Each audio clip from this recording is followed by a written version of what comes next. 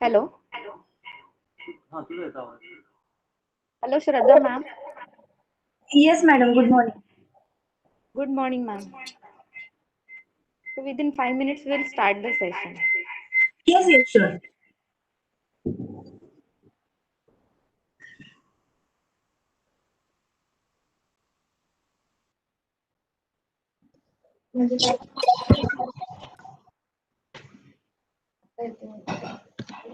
Hello, Shraddha.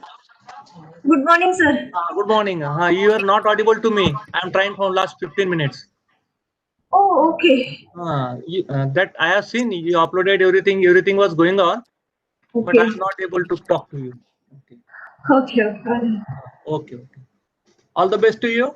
We'll start Thank in you, sir. 5 minutes. Yes, yes. And thank Sure. you so much for providing good experts and joining for the program. And I My accepted pleasure. my invitation to deliver the talk also. And you adjusted your timing. Huh? That is very good approach and very good attitude actually. Thank you. Thank you so much, sir. Uh,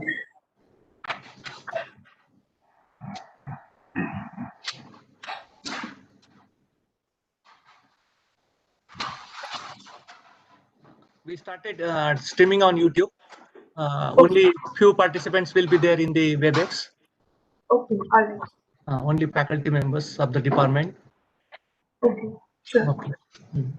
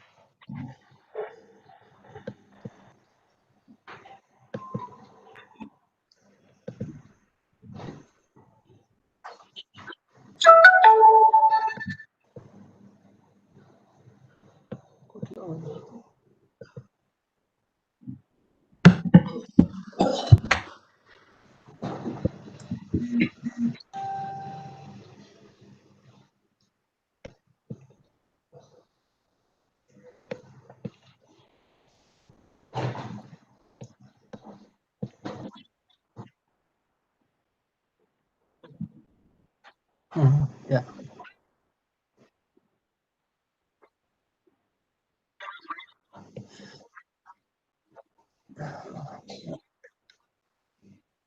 Thank you.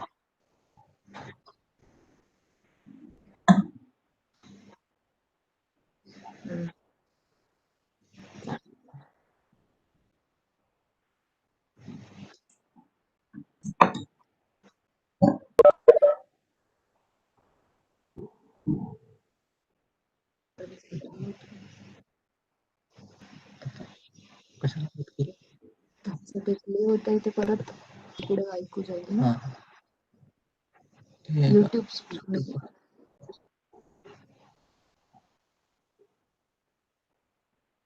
Hmm. Right. त्याला करायचं का? तिथे pause करून ठेवा.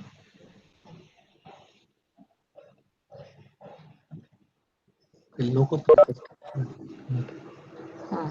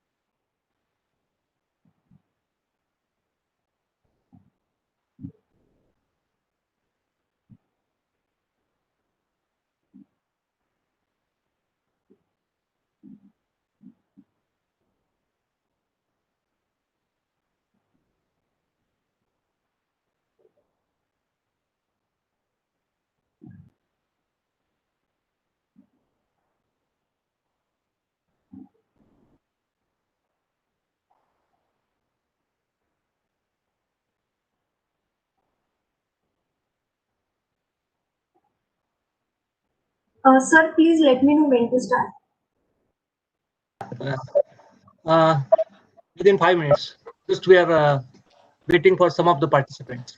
Okay, sure. Yeah. Yes, yes. Yeah.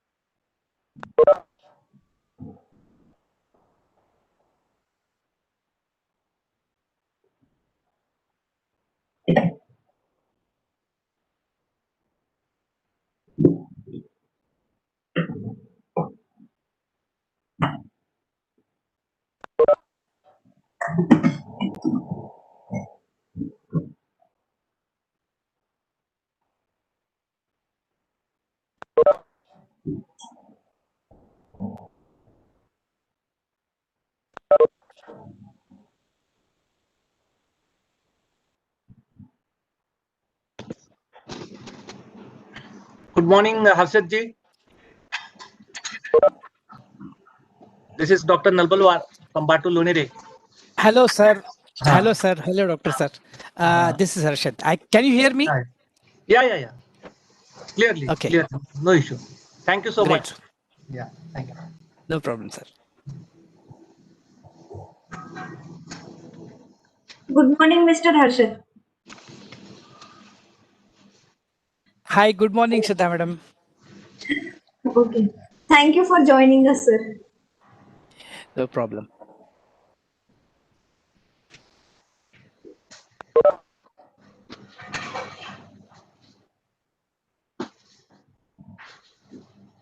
Shraddha, see how much your lecture is important. Harshad sir also took out the time. Yes.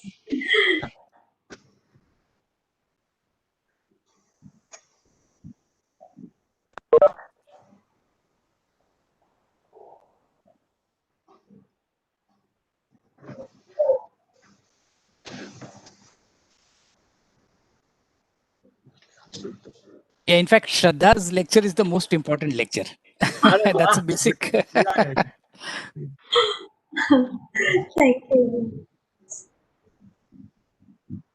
Because that creation of awareness among the faculty, students, as well as school students, this is very important, because the area is very important and which is identified by Government of India, one of the emerging area.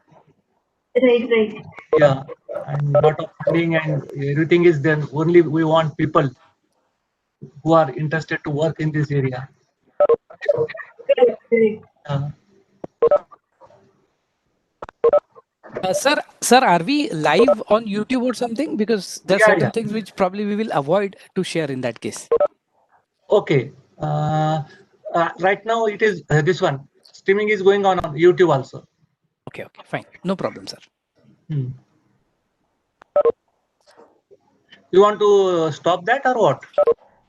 No, that's okay, sir. I think we will avoid going on to the demo, but at least we can cover certain things which are there in the slides. So it shouldn't be a problem.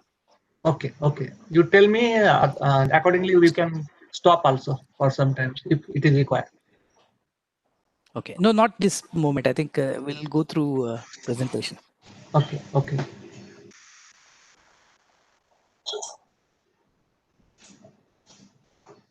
Shraddha has shifted timing earlier. So that is this one. That is what some time is required to gather participants. Oh, right. Just I'm taking benefit of that. Sir, apology. In fact, she did this because of me, actually. I requested her. Sir, we can definitely have some more sessions, more in depth. It but is not apology for this delay. Apology for this particular delay. This is the first program. It is now. It will go on now. It will go on. Oh, that For will every be great. department, we will conduct this program, and also school level students also.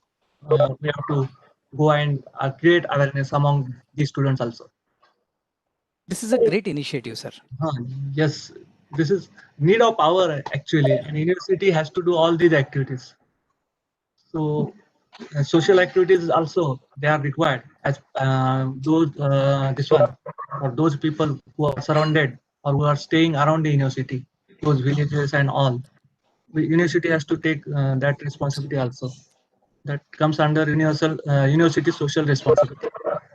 So under social responsibility, we have to provide them input like in the emerging areas like cybersecurity and other areas, IoT, all those things. So next time what we'll do, we'll try to see that it will be for only school students. Oh, okay. Because those students, their pickup is very fast. So even you tell them for coding and all, teach them, they will pick up. And all the time they are at home, school is not started, so we can take benefit of that and we can reach to those people. Right. I think now we can start because time is 9:15. Yes. On behalf of Dr. Babasaheb Ambedkar Technological University, I welcome you all for this one-day workshop on cyber security, which is organized by Department of Electronics and Telecommunication Engineering, Dr. Babasaheb Ambedkar Technological University. Dear participants, faculty members from my department, and all my dear students, and all my eminent experts, good morning to all of you. First, I will tell you brief about university. Our university is established in the year 1989. More than 30 years has been passed.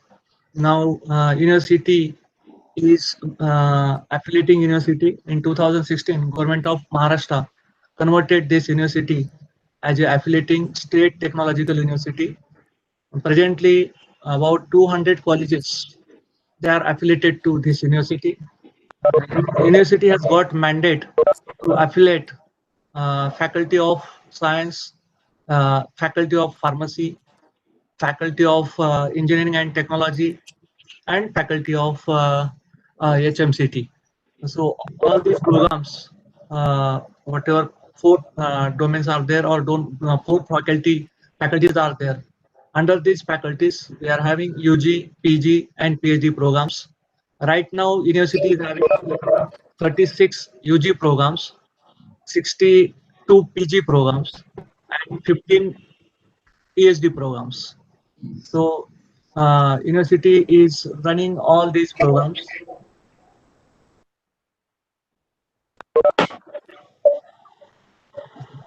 Sorry, university is running all these programs. About 50,000 students they are studying in the university, and about 100 engineering colleges they are under the belt of our university.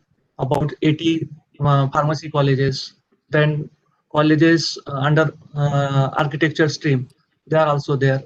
Colleges under this one BHOK program they are under our university. And motive behind this program was to create awareness among the student faculty members about the cyber security, to help them to understand various attacks on the smart devices like laptop, computers, mobiles, as well as attacks on networks. So to understand all these attacks and to stop these attacks, what are the different remedies? Those things they are there. We would like to tell them through this workshop, and I'm sure that whatever this one experts we have invited, really they are very good, and they are eminent persons in the field of this cyber security. And this workshop will be very useful to all my dear students as well as faculty members from the department. I once again I welcome all these experts for giving us time for this workshop, and I now this one transfer this program to my dear student, Dr. Pallavi. He is also faculty member of my department. She is faculty member of my department, and now she will be take over and start the program, further proceeding of the program. Thank you, sir.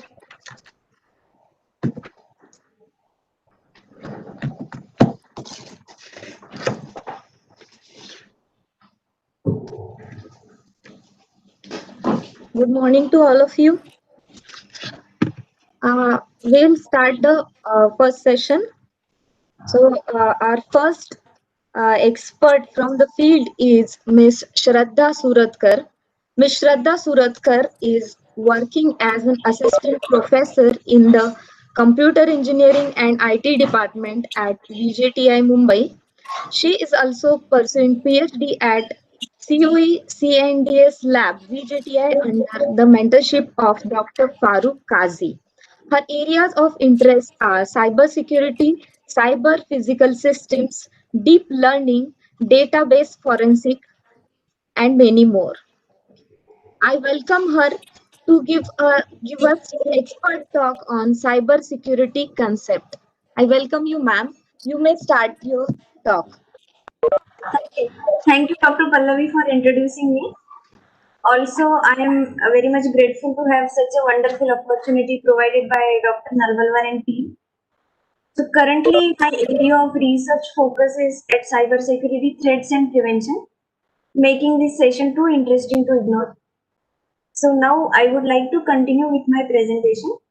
So let's start with the cybersecurity concepts.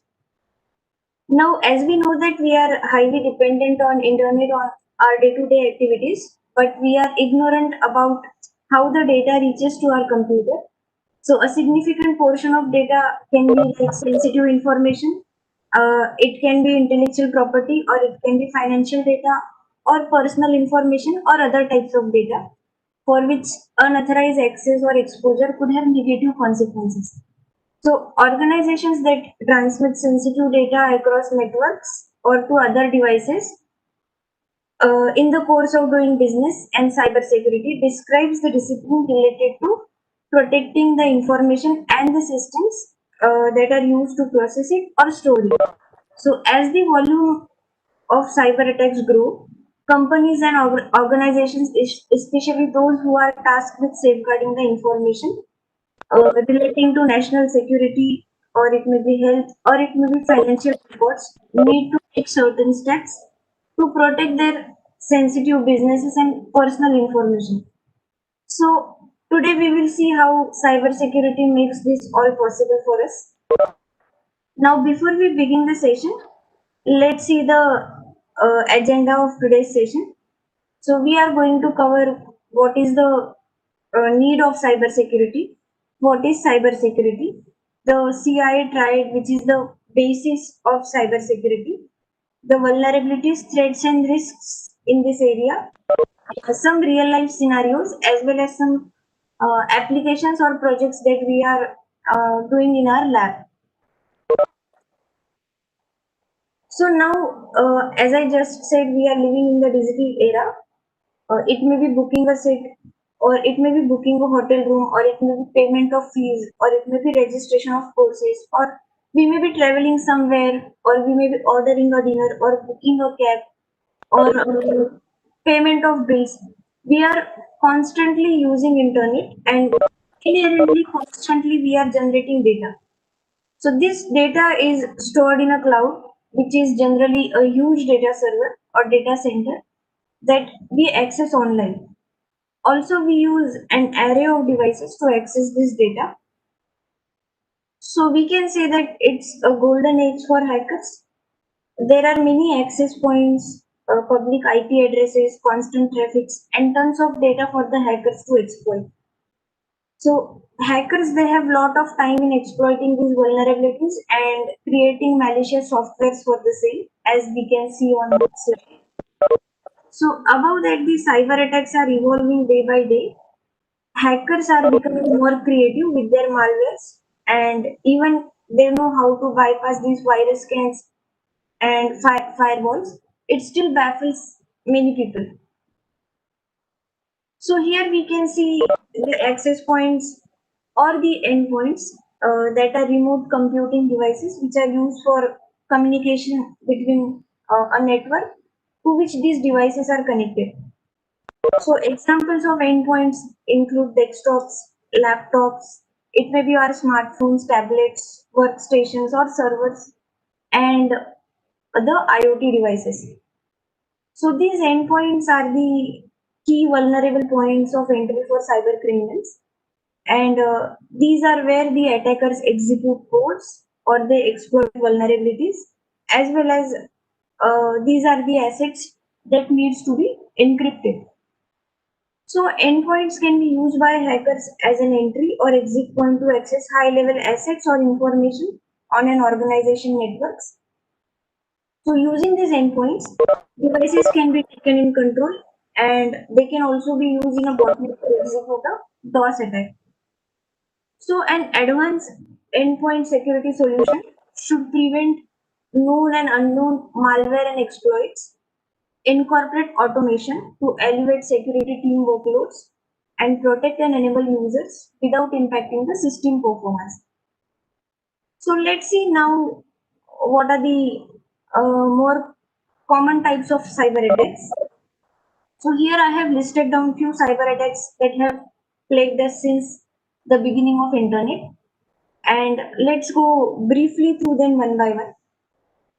So initially we have malwares, which is an all-encompassing term for variety of cyber threats, including trojans, or it may be viruses, or it may be worms. So we can call these malwares as a code with malicious intent that typically steals data or destroys something in your computer. So if you can see the GIF on screen, the GIF on the left hand side shows the malware attack, which is a code that maliciously intent or destroys something of in our computer. So it's a software basically written to exploit the vulnerabilities or otherwise cause damage to our system or to our database. So these malwares, they may arrive via any endpoint devices that we have seen in the earlier slide, connecting to any network. Next on the list is phishing, which is shown on the right hand side. So often phishing is posed as a request for data from a trusted third party. So these attacks are sent via email and users are asked to click on a link and enter their personal data. So phishing emails have gotten much more sophisticated in recent years, making it difficult for some people to discern a legitimate request of information from a false one. So phishing emails often fall into the same category as spam, but they are really harmful than just a simple ad. Next on the list is password attack. So it is like a third party trying to access your system by cracking the user password. Then we have DOS attack. So DOS as well as DDoS is shown in this GIF. Now in DOS attack, or this DOS attack focuses on disrupting the services of network. Attackers, they send a huge volume of data or traffic through the network, which makes or making a lot of connection requests until the network becomes overloaded and can no longer function.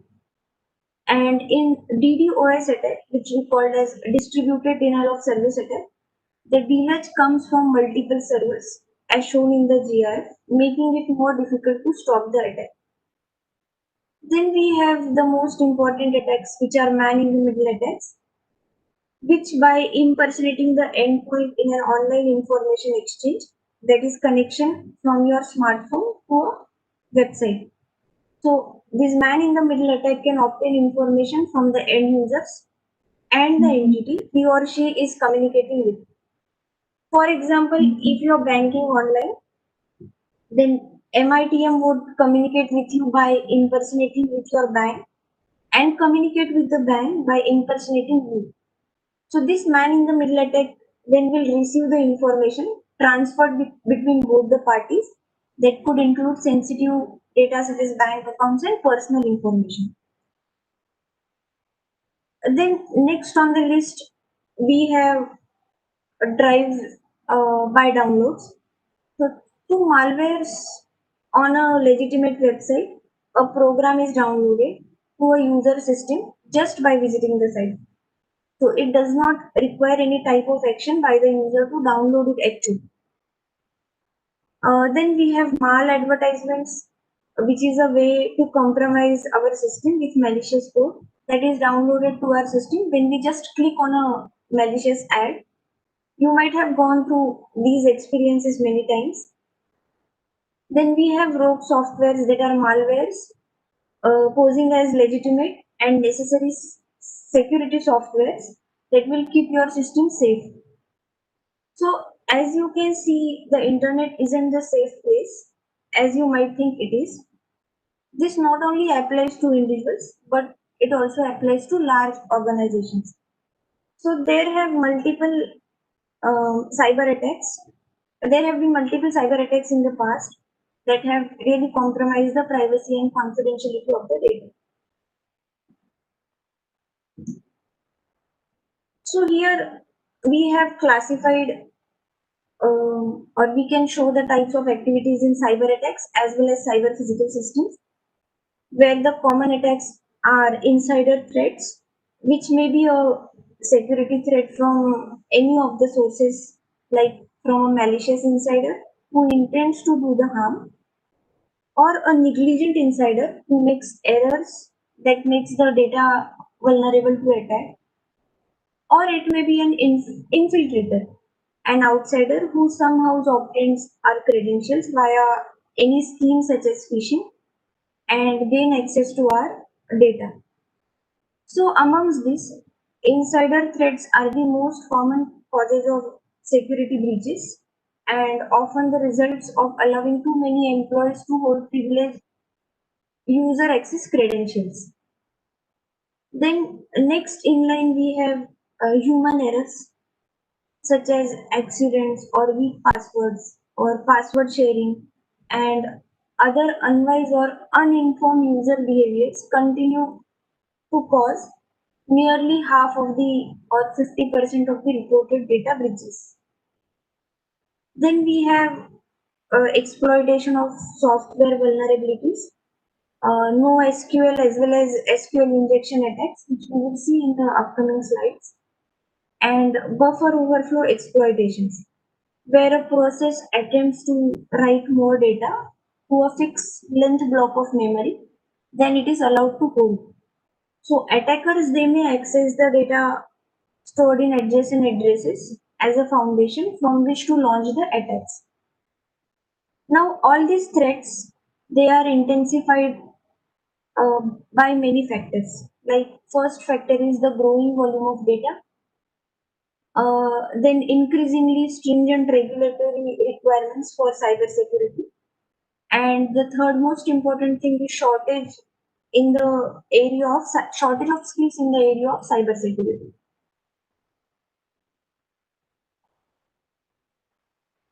So countries have faced many powerful cyber attacks like Union Bank of India heist in 2016, then Ukrainian PETA malware attack in 2017, then Russian cyber attack in 2018, WannaCry ransomware attack, Zomato attack, Stuxnet.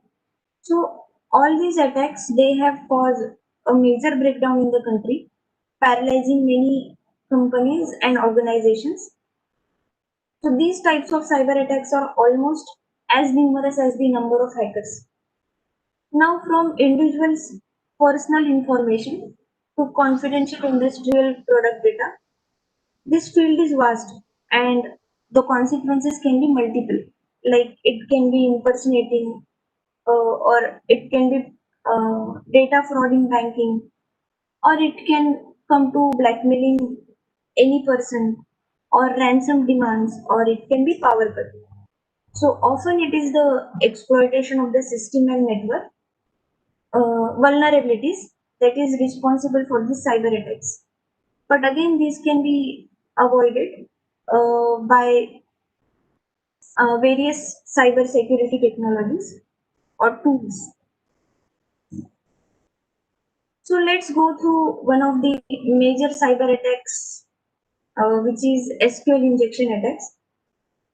So it's a web security vulnerability that allows an attacker to interfere with the queries that an application makes to the database.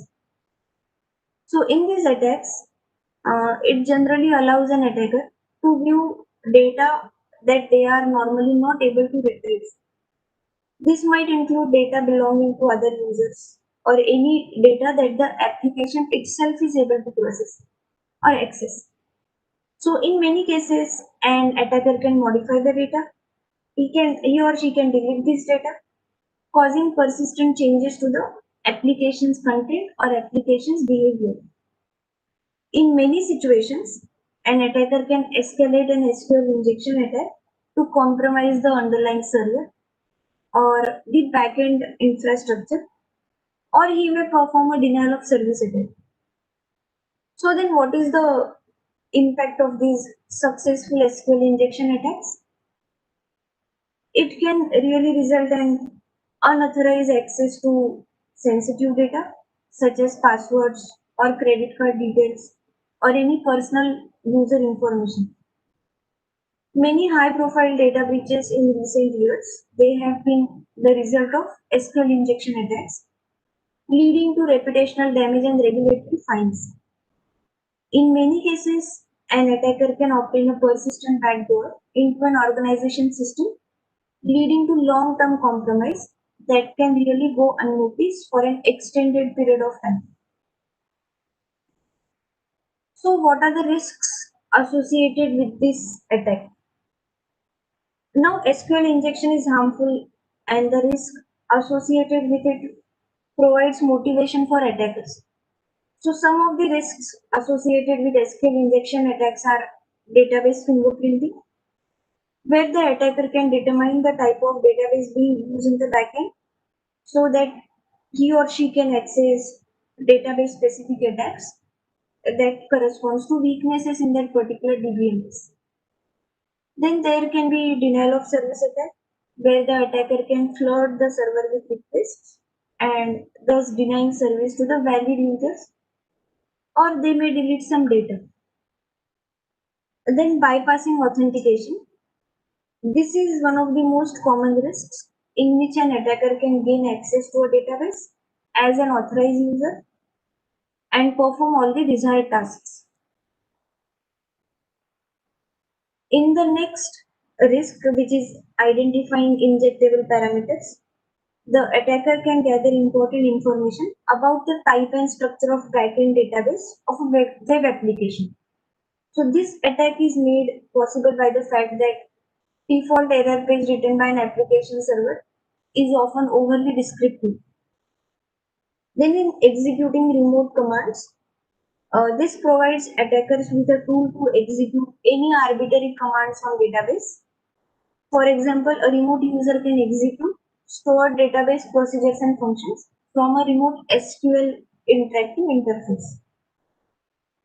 Then there is privilege escalation, where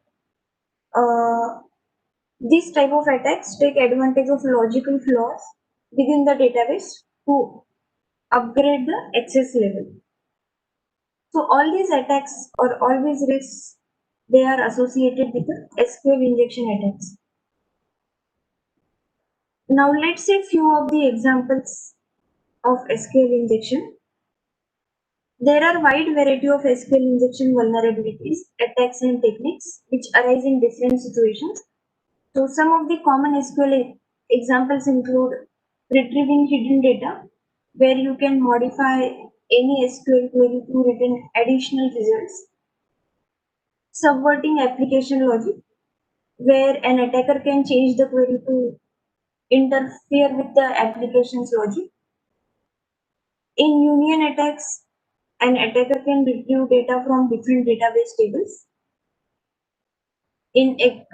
Also, the attacker can examine the database, where he or she can extract information about the version or structure of the database. And blind SQL injection, where the results of the query you control are not written in the application's processes or application's responses. So how to detect these SQL injection vulnerabilities? Now these vulnerabilities can be detected manually by using a set of tests against every entry point in the application. So this involves submitting a single code character and looking for errors or other anomalies, or you can submit some SQL specific syntax that evaluates to the base value of the entry point and to a different value, looking for systematic differences resulting application responses. Or you can submit conditions such as or 1 equals to 1 or 1 equals to 2 and looking for the differences in the application responses. Or you can submit payloads designed to trigger time delays, and when these triggers are or when these payloads are executed within an SQL query, you can check for the differences in time taken to respond. So by just trying out simple basic things, you can detect if there are any SQL injection vulnerabilities.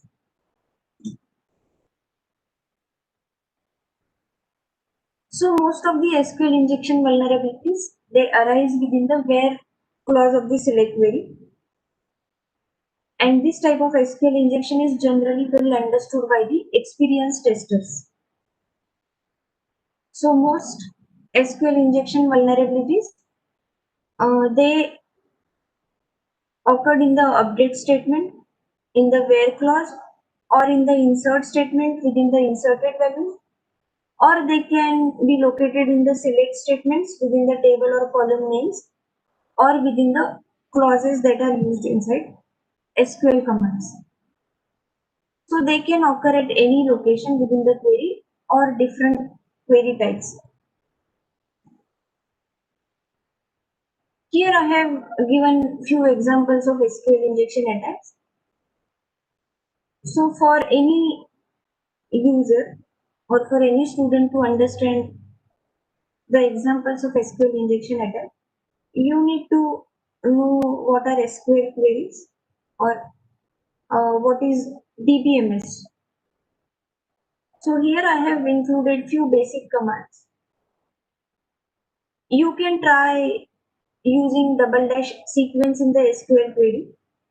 So when we say select star from products where category equals to gifts hyphen hyphen and release equals to 1.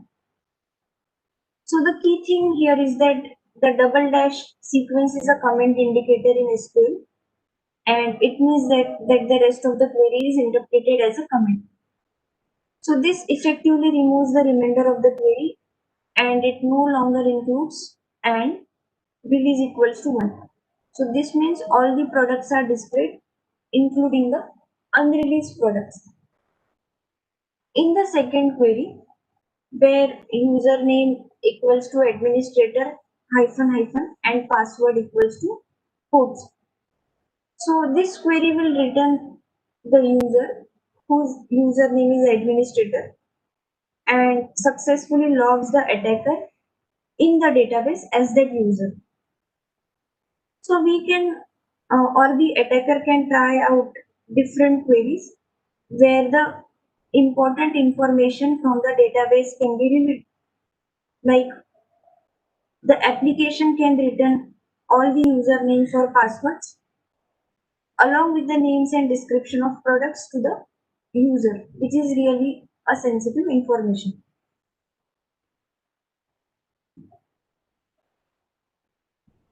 So what are the prevention techniques or protection techniques against these SQL injection attacks? Now protection against SQL injection attacks can be achieved by applying certain programming rules to all the web accessible procedures and functions. So we can make use of bind, that is, we can make use of parameterized statements. So the use of bind variables protects against injection attacks and also improves the performance. So here an example is given. So the computer students may be able to understand it.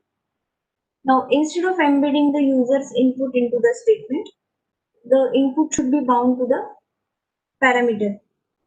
So in this example, the input 1 is assigned to bind variable employee ID and input 2 to the bind variable password instead of directly assigning the string parameters. So we can make use of bind variables inside our code. Then we can apply input validation techniques which can be used to remove the escape characters from the input string by using the SQL replace function. So for example, we can replace the delimiter single quote by 2 single quotes, or some SQL manipulation attacks can be prevented by using this technique. Now since escape characters can be used to inject the manipulation attacks, but if the number of escape characters increases, this technique is again not reliable. Then we can make use of function security, where database functions, both standard as well as custom, they can be restricted as they can be exploited in SQL function injection attacks. So we can try out different methods to protect against SQL injection attacks. So what is cybersecurity? Now in computing context, security comprises of cybersecurity as well as physical security. So both cyber as well as physical securities are used by enterprises to protect against unauthorized access to data centers and other computerized systems. So an attack comprises of malicious activities that we have seen in the earlier slides. All these attacks, they are actually the challenges for industrial control systems like SCADA controlling power, energy smart grids, which are also known as operational technologies. So attacks are almost common in IT systems and OT systems. So these are the two avenues where the tech industry is flourishing. IT systems are data centric systems, and whereas OT systems are used to monitor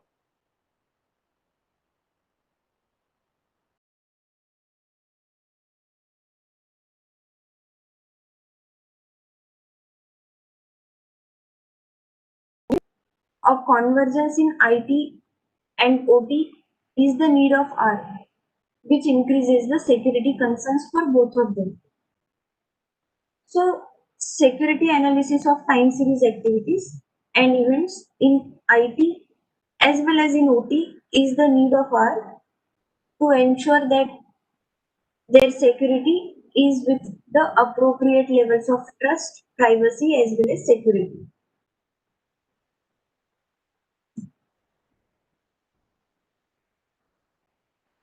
Now, all the information systems that are designed or that are looking for cyber security, they maintain the confidentiality, integrity, and availability of the data in the subset of cyber security. So the use of cyber security can help prevent against cyber attacks, data breaches, identities, or thefts, and can help in risk management. So when an organization has a strong sense of network security and an effective incident response plan, this better able to prevent and mitigate all these attacks. For example, end user protection defense information and guards against loss of thefts by lots of scanning computers for malicious code. Now, when we are talking about cybersecurity, there are three main activities that we are trying to protect ourselves against, and they are unauthorized modifications, unauthorized deletions, and unauthorized access, which is commonly known as the CIA triad, which stands for confidentiality, integrity, and availability of the data. So these are the three pillars, and most security policies of bigger organizations and smaller companies, they are based on these principles. So let's go through them one by one. Now, confidentiality is roughly equivalent to privacy. So measures taken to ensure confidentiality are designed to prevent sensitive information from reaching the wrong people, while making sure that the right people can in fact get the data. So access must be restricted to those unauthorized users, and stringent measures can be taken across those categories where data fall in wrong hands. Sometimes safeguarding data confidentiality may involve training for those, and such training would typically include security risks that could threaten the information. So training can help familiarize authorized people with risk factors and how to guard against them. Further aspects of training can include strong passwords and password related best practices and information about social engineering methods to prevent them from bending data handling rules with good intention, and potentially disastrous results.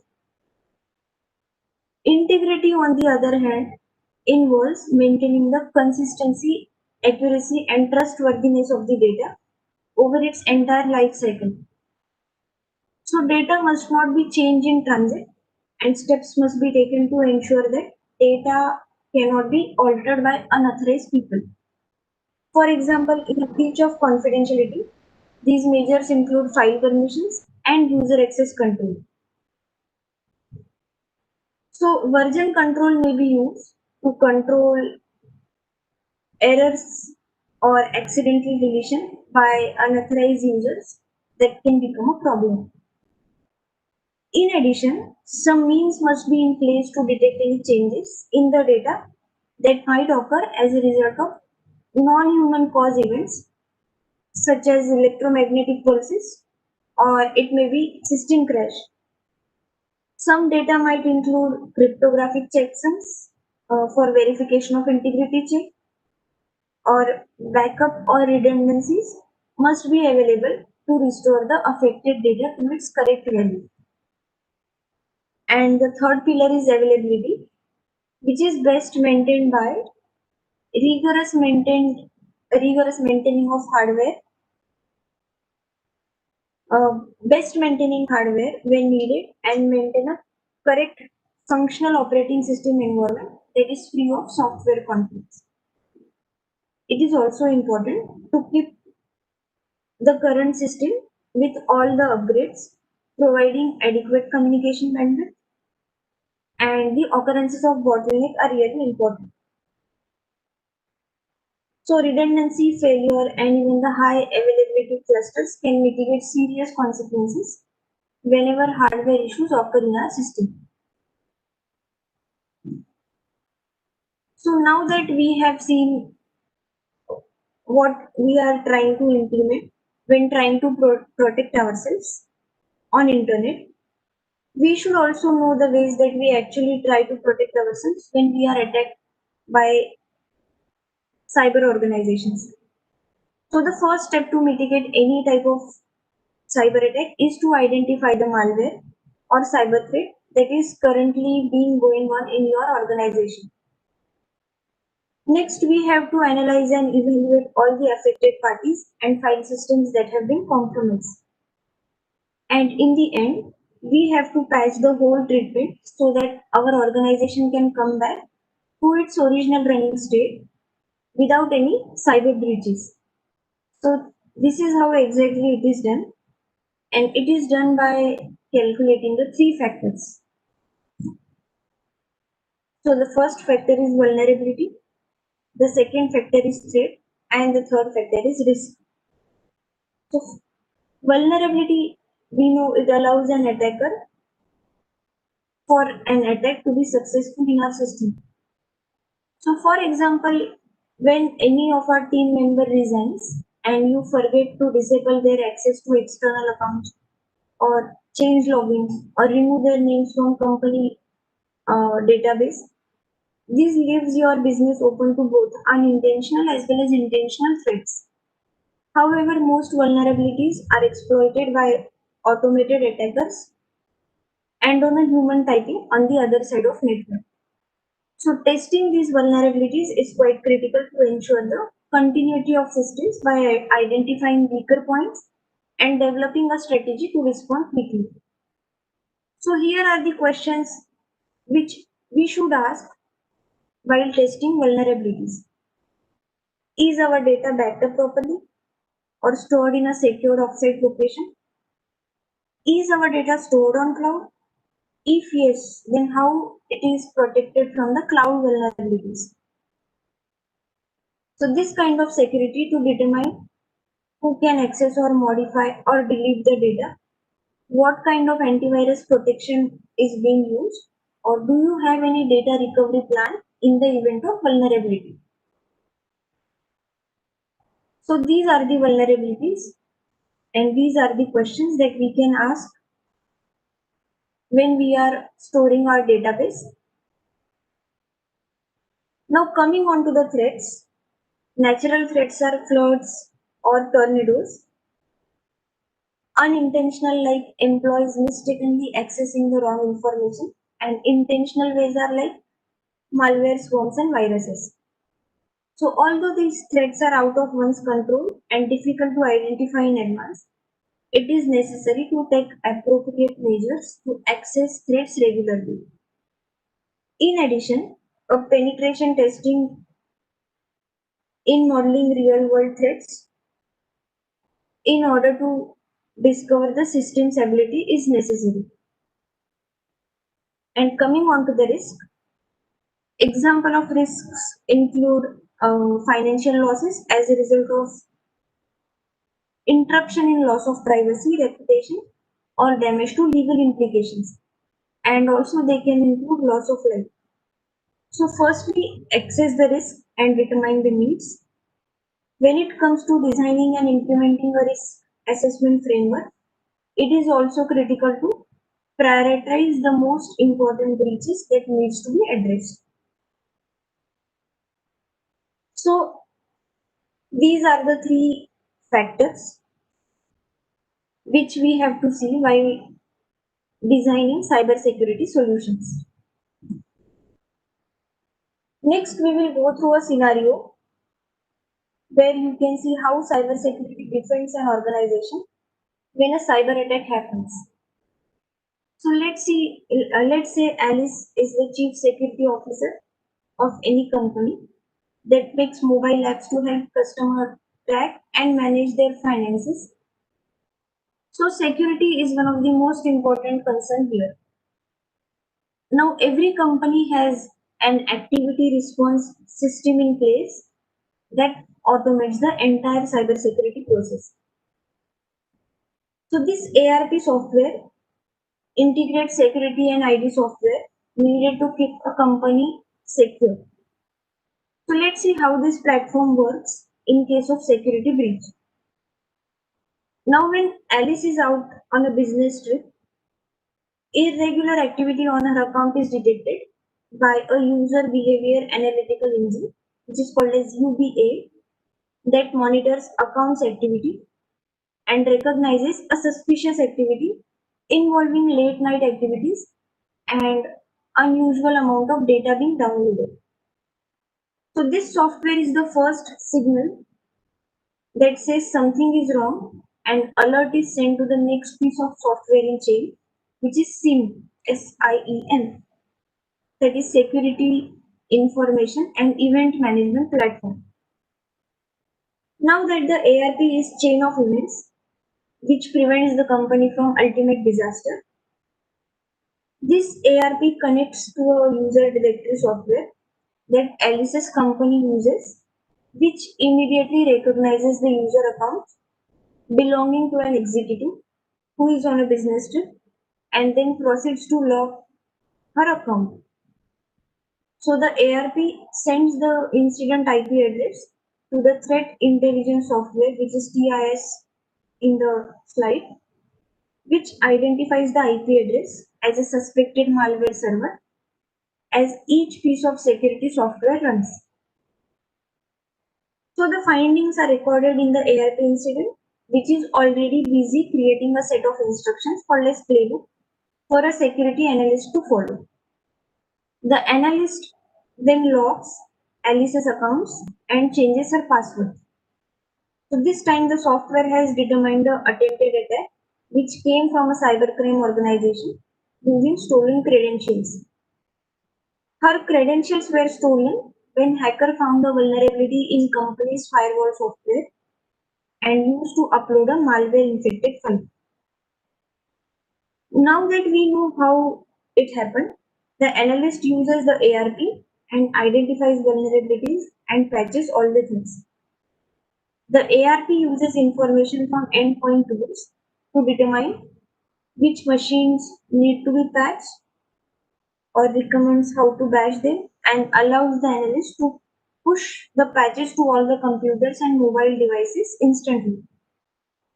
Meanwhile, Alice has to alert the legal departments of the organizations, and the ARP instantly notifies the correct person of the situation and the status of the incident after the attack is contained and Alice's account is secure. The analyst then can inform which data has been stolen or compromised. So this is the basic scenario that I have taken for your understanding. Now, what are the challenges of cybersecurity? So for an effective cybersecurity solution, an organization needs to coordinate its efforts throughout the entire information system. So elements of cyber encompasses network security, application security, endpoint security. It can be database security, cloud security, mobile security, or it can be business continuity planning.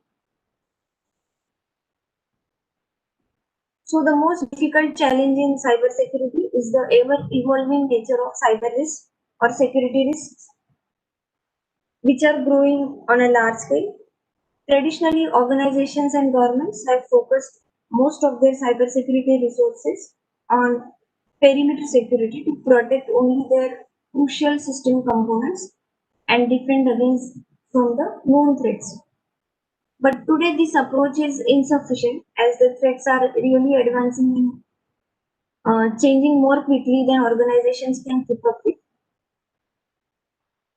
So these are the common types of some cybersecurity solutions. Network security protects the network traffic by controlling incoming and outgoing connections to prevent the threats from entry or spreading onto the network. Then data loss prevention protects data by focusing on location, classification and monitoring of information. Cloud security protects protection of or it provides protection of data in cloud-based services and applications. Then the most common research topic is intrusion detection system and prevention systems used to identify potentially hostile cyber activities and which also provides the mitigation of the attacks. Identity and access management uses authentication services to limit and track employee access to protect internal systems from the malicious entities. Encryption is the most commonly used technique, the process of encoding data, and is often used during the data transfer to prevent the theft in transit. So we can also use digital signatures, and we have antivirus solutions. We all are aware of the antivirus solutions that we use to protect our systems from known threats. And the last one is user and entity behavior analytics, where we can track the attacker's activity or we can monitor the user or attacker's behavior in our system, and we can develop or design solutions to identify the upcoming attacks. So in this case, we can make use of honeypots. So now what are the best practices in this field? Any security threat to any component within or portion of network is also a threat, and any attack impacting a user's device or workstation can threaten the entire system. So security must extend far beyond the confines of databases. Now, while evaluating security in your environment, to decide on your team's top priorities. So we can consider physical security, network security, or encryption, or application or web security, backup security, and auditing as the best practices for cyber security. The tools today, a wide variety of vendors offer data protection tools and platforms, and a full-scale solution should offer all these capabilities. For example, discovery is an important function. Look for a tool that can scan or classify vulnerabilities across all your databases whether they are hosted in the cloud or on premises. They should offer recommendations for remediating any vulnerabilities that are identified, and discovery capabilities are often required to confirm the regulatory compliance mandates. Then the tool should have data monitoring activity, encryption and tokenization capabilities, and it should have data security optimization and risk analysis. A tool that can generate insights by combining data security information with advanced analytics that will enable you to accomplish optimization, risk analysis, and reporting with ease. So choose a solution that can retain and synthesize large quantities of historical and recent data about the status and security of your databases. And look for the one that can offer data exploration, auditing, and reporting capabilities through a comprehensive but user-friendly self-service dashboard. And why cybersecurity is important? Because it may affect intellectual property. It may be a damage to your brand reputation.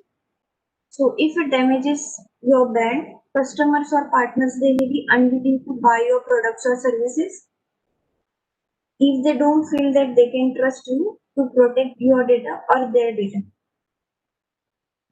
Some businesses, they cannot continue to operate until a data breach is resolved, and some organizations or the organizations that have met a cyber attack, they may have to pay huge fines or penalties, which may be in billions or millions.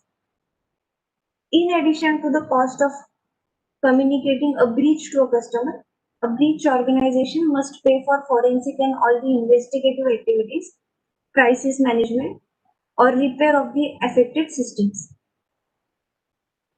So cybersecurity is quite important from the viewpoint of all the above mentioned points.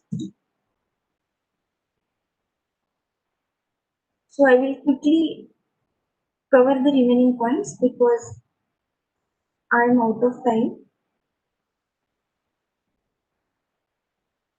Now, intrusion detection system and prevention systems are the one which is the important research topic. Intrusion detection systems are used to identify the ongoing cyber attacks on a computer and network systems that compromises the CI triad of the system. So these systems are used along with prevention systems to defend any organization from attacks, where prevention system can make use of tools like honeypots to attract the malicious traffic for analysis. So the principal techniques that can be used here are statistical approaches or knowledge-based approaches or machine learning-based approaches, or they can be deep learning-based approaches.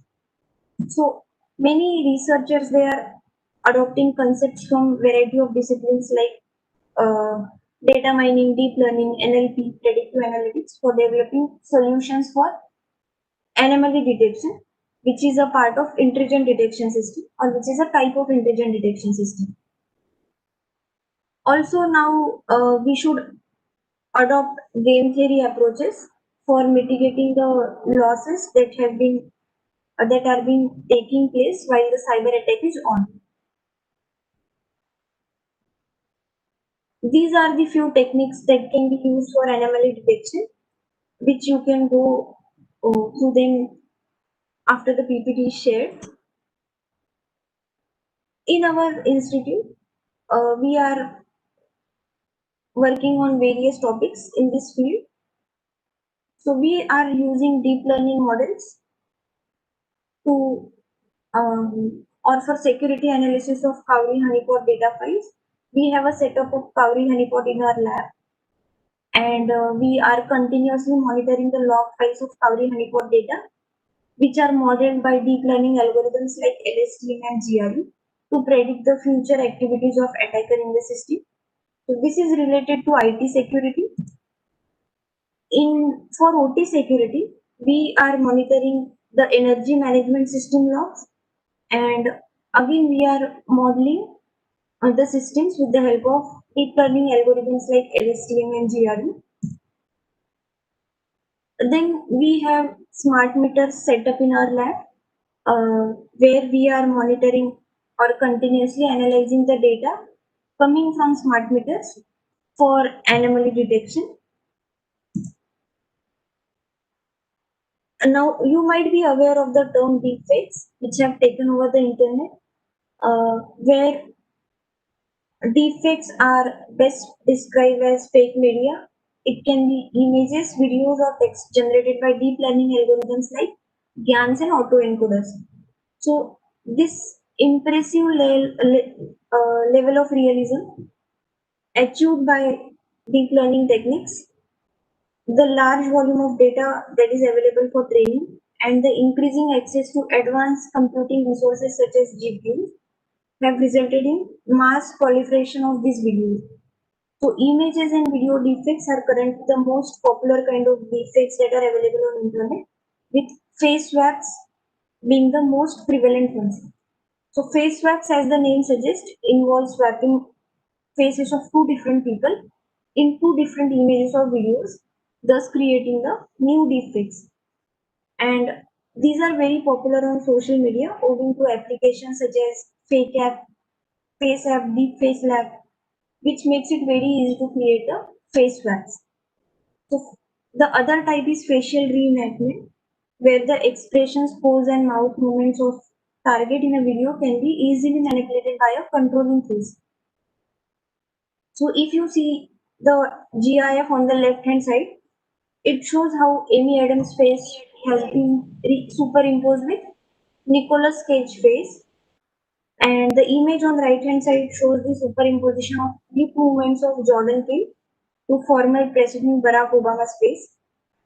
So these particular forgeries have raised a lot of concerns because of their massive potential for misuse, and these deepfake technologies are emerging as a significant threat to society. So there are quite simple tools which can produce these digital forgeries at a very large scale, which have compromised the very identity of common people. So government and companies, they have asked the scientific communities to develop tools to automatically detect such doctored media.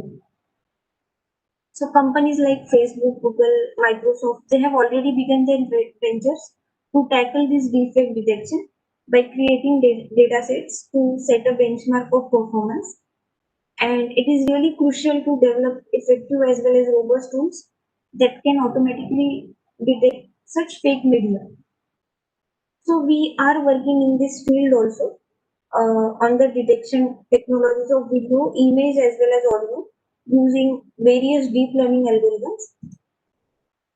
The computational platform that we use in our lab for working on this technology is the DGX1 supercomputer that we have purchased from NVIDIA with all the specifications that are shown.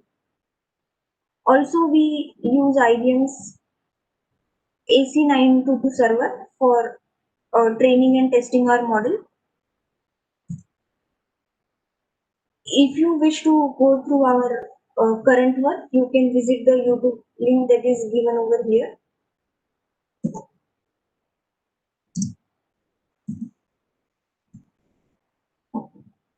So, to conclude, cybercrime is constantly on the rise, and many smaller businesses are extremely vulnerable as a result of ineffective cybersecurity.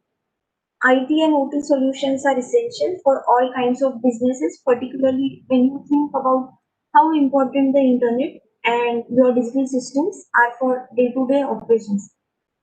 So these cybersecurity solutions can protect your business, they can protect your personal information, and they can allow us to work safely and protects the productivity of business. Also, they stop you or your website from going down and has many other advantages. So the very best kinds of security will offer a comprehensive solution to protect against a diverse range of issues. Ideally, your security needs to include firewalls, antivirus, anti-spam wireless security, and online content filtration. Also, it should have intrusion detection system as well as intrusion prevention system to protect your system from novel attacks. So we as researchers should explore various technologies for security analysis of IT data as well as OT data before our core strategic assets are damaged. So these were all the basic concepts of cybersecurity. You can contact me further on my contact number or on my email ID for any other queries. So here is the end of the lecture. I am very much thankful to Dr. Nalbalwar and team for giving me such a wonderful opportunity to present my work. Thank you, sir. Thank you very much, madam. Thank you, Thank you. Shraddha. Thank you. She, okay, it was a very good talk, very informative talk. She has given us a very good introduction to the topic of cyber security. She has introduced various kinds of threats, risk, and vulnerability. And with a very good example of cyber security scenario, explained the challenges of cyber security, and the example at the explained at the last was very good. That was facial swaps and enactment. So I thank you very much, Ms. Shraddha Suratkar ma'am. Now we'll proceed with our second session. uh, I would like to ask the participants if they have any questions for Shraddha Suratkar ma'am. If any questions are there, they can type in the chat box or directly ask the question. In fact, they can also contact email ID. Yes, yes, yes. Yes. They can take down the mobile number and email ID. So if you have some queries, you can ask her. Correct. Or any kind of help that will be required from our expert speakers. They are always ready to help us. Correct. Correct.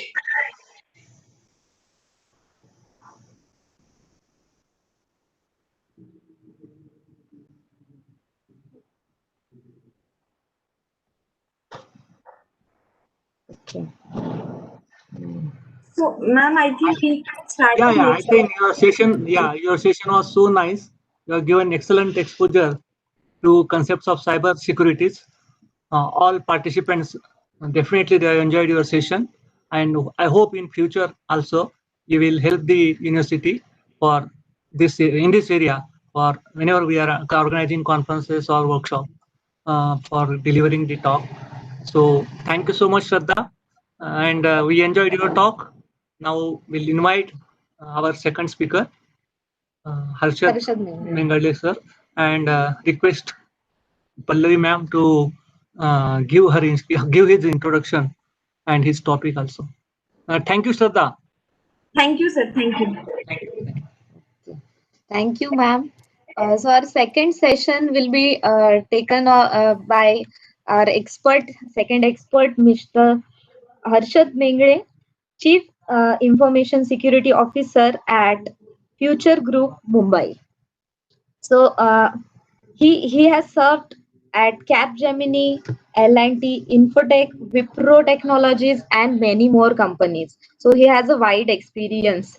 He has 14 years of extensive experience in information security management, consulting, project management, and delivery for domestic and on-site client. He has comprehensive understanding of concepts pertaining to information security, IT communication maintenance in multi-platform environment. So his topic for today's talk is on understanding dark web. I welcome you, sir, for the talk. Thank you, Professor Pallavi. Am I audible? Yes, sir. Yeah. First of all, I really thank all the speakers here. Special thanks to Professor Shastri, Professor Narbalwar, then Shraddha, and Dr. Pallavi. this is really interesting era where actually we are moving towards automation. Professor Shraddha talked about threat, vulnerability, risk. That was a very interesting point. I just wanted to keep this momentum continue, and we will talk mainly on the dark web. Dark web, as we know, dark web is a dark side of the web. I would put it this way. My genuine request is, if you have any questions towards the end of each slide, I will ask if anyone has any questions. They can definitely raise a question. Even in during the session, also you can ask me questions. Probably we can have this session more interactive. Let me just put some disclaimer here.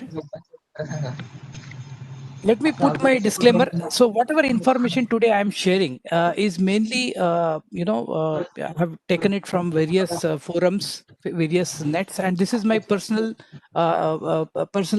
interest through which I am sharing this information. This has nothing to do with my organizations. Second is all these slides and all these. Hello. Sir, should we go with this one live streaming on YouTube? Yeah, shouldn't be a problem. No Sir. issue, na? Yeah. No Okay. issues. Okay, sir. Thank you, sir. Thank you. Secondly, my second disclaimer is, again, I'm sharing my thoughts. I'm just one researcher. I'm also learning. As you know, dark web is very, very, very in depth. Actually, there are nearly 96% of the internet traffic is in dark web, and only 6% of the traffic is in we call clean net or clean web. Okay, I just want to give you a quick starting point. If you see, there's one information which talks about why American farmers are hacking their tractors. This is 2017, 3-4 years old information. And on the other side, you will see that, recently London police has, grabbed some of the serious drug dealers. They used to use a special crafted network, which basically for chatting purpose, and they used to discuss a lot of drug deals, murders, extortions, plots. I want to start with this slide. Is the reason is basically this is how actually information can be, misused. As Professor Shraddha rightly mentioned, internet is a huge. I mean, it can be used for a good as well as bad. There are a lot of things happening on the bad side, but I think we should focus on the positive side. I'm one of the researchers, so I'm sharing some of thoughts how we should go ahead and discuss about the dark web. So quickly, I'll just cover my agenda. Just give me a minute because there is a screen. Yeah. Understanding attackers approach. See, I just changed my slide just last minute. So after going through Professor Shraddha's presentation, I've created certain some more slides to support what Professor Shraddha said. Second point is basically what is deep and dark web, because we talk about deep and dark, and there's very marginal difference between deep and dark. That we will talk about. Why and who should actually study or study dark web, or how you should access dark web. Dark web, as I mentioned, is basically is very lethal. I mean, if you are not because the entire network is full of hackers, full of people who are actually having a wrong intentions, I would say. And then if you are hooking on that kind of a network, you need to be very, very cautious. So what kind of a cautions you need to take is something which we will discuss here. And what is available on dark web. Other than that, there are multiple examples what kind of a markets are there in the dark web, and those will be discussed here.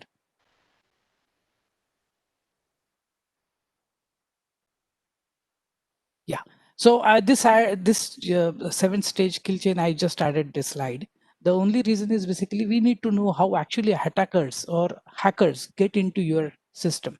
So there is a 7 stages. These stages are basically widely known, and a lot of researchers are putting their thoughts. So one first step is always the scanning. When we say reconnaissance is basically more of a scanning, we identify target, attackers identify target, and they basically capture or scan as much as possible information about the target. Then there is something called weaponization. Weaponization is where actually they create some kind of a malware specifically crafted for that particular destination, or I would say, the person we are trying to hack.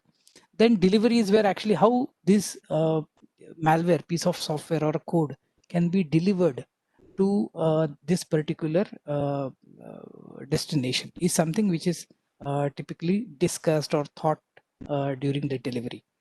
Exploitation is where actually your system is vulnerable. Many of us are aware how actually the internet market is. We are talking about patch management. We are talking about ensuring these systems are up to date, patch. But in spite of all doing that, there will be certain vulnerabilities with our systems. And of course, attackers will typically take these kind of vulnerabilities and try to exploit your system. So they typically, fourth stage talks about the exploitation. How we can actually exploit and deliver the code or a malware. Then this malware is, though it's a piece of code, of course, there will be dependencies like .NET framework. It needs Java. It might need some kind of executable files. It might need or use some kind of a shell program. It might use some kind of dependencies of operating system. So installation is where actually the weapon, once it is installed, it will execute on your destination system. Command and control, because these are certain things which you will see that C and C, we call typically C and C. Command and control is basically where once the weapon is installed, we can talk this weapon as a piece of code rather using weapon. I think I will use malware. Once the malware is installed, how this malware will give control back to the attacker is something which is basically is part of the command control. Now these command controls are highly sophisticated. They are not traceable easily, and they of course they also use encrypted channels so that you really can't really see them in a normal assessment. So this is how the beauty is actually when attackers are getting sophisticated. Then the last is basically action on objective. So when we do some kind of a stage, when once we target somebody, there will be some kind of objective behind this. Objective can be capturing his money transactions, capturing his CCTV footage, capturing his emails, capturing his personal information, getting the bank data. It could be even on the corporate side, not just individual, even on the corporate side. They will have some kind of a defacement of their website, getting information about corporates, valuable information such as financial information. So these are all objectives typically attackers will have in mind. There are also different kind of attackers, which actually one of the Twitter hack, which we are aware, their intention is basically to become a famous. Famous for what? Famous so that they get some kind of additional privileges in dark web. So when I say additional privileges in dark web, what is it that? Let us understand that. Apology. So anything we study, basically we always talk about history. So how actually internet started. I think you being into academics, I will not touch upon that. But something which I think is more important, the most important era was basically 2000 onward, where if you see release of Freenet started. Release of Tor. Tor is basically a browser. It's basically a proxy, I would say. So these are certain things which actually happens. Then first Bitcoin mining. Now, how I will connect all these dots in my upcoming slides. So Tor, Bitcoin, mining, then you will see Arab Spring in 2010. Then there will be Silk Road, which is actually again a market. Playpen again is a market. Sweden, Snowden's whistleblowing, again, this happens during and post 2000. Now all these actually linked directly with dark web and many of the information which actually we are going to discuss here. If you have any questions, please shoot. I mean, I probably, if I'm going fast, please make me, tell me that I'm going fast. Otherwise, I will not know. Let us make this interactive. Yeah. So dark web, actually, if you look at the dark web, the entire dark web, entire dark web is nothing but multiple markets. There is Silk Road, which actually started in 2013. Bitcoin vulnerabilities, which basically been identified in 2014 in November. Hansa, Alphabet, these are all actually markets available in dark web. Now, why are we discussing these markets? I mean, sustained DOS attack. I mean, Wall Street market. What is this? I mean, careless use of VPN, then deep dot web. There are also market like Joker stack. What is these actually? I mean, we can understand this. There are certain markets, but what are these markets and what actually objective of the objective of these markets? So before going to that, let me just share some information about what is clear web and deep web. Clear web is basically what we see today. 6% of internet is basically consumed by us is clear web, where we actually have a lot of search engine medias, YouTube, Facebook, LinkedIn, all these BBC News. All this is basically what we typically consume. Data which we consume is basically coming under the clear web. Deep web is more like some kind of authentication, where some kind of authentication is required. Specifically, some kind of a corporate intranet will come, online banking, certain authentication specific information sharing or exchange will come in deep web. And going back to the dark web is where actually nobody knows who is actually source of the what is the source of the information. Very closed groups, Telegram closed group, P2P, Tor, hacker forums, marketplaces, multiple marketplaces, C2S, criminal marketplaces. These are all actually part of the dark web.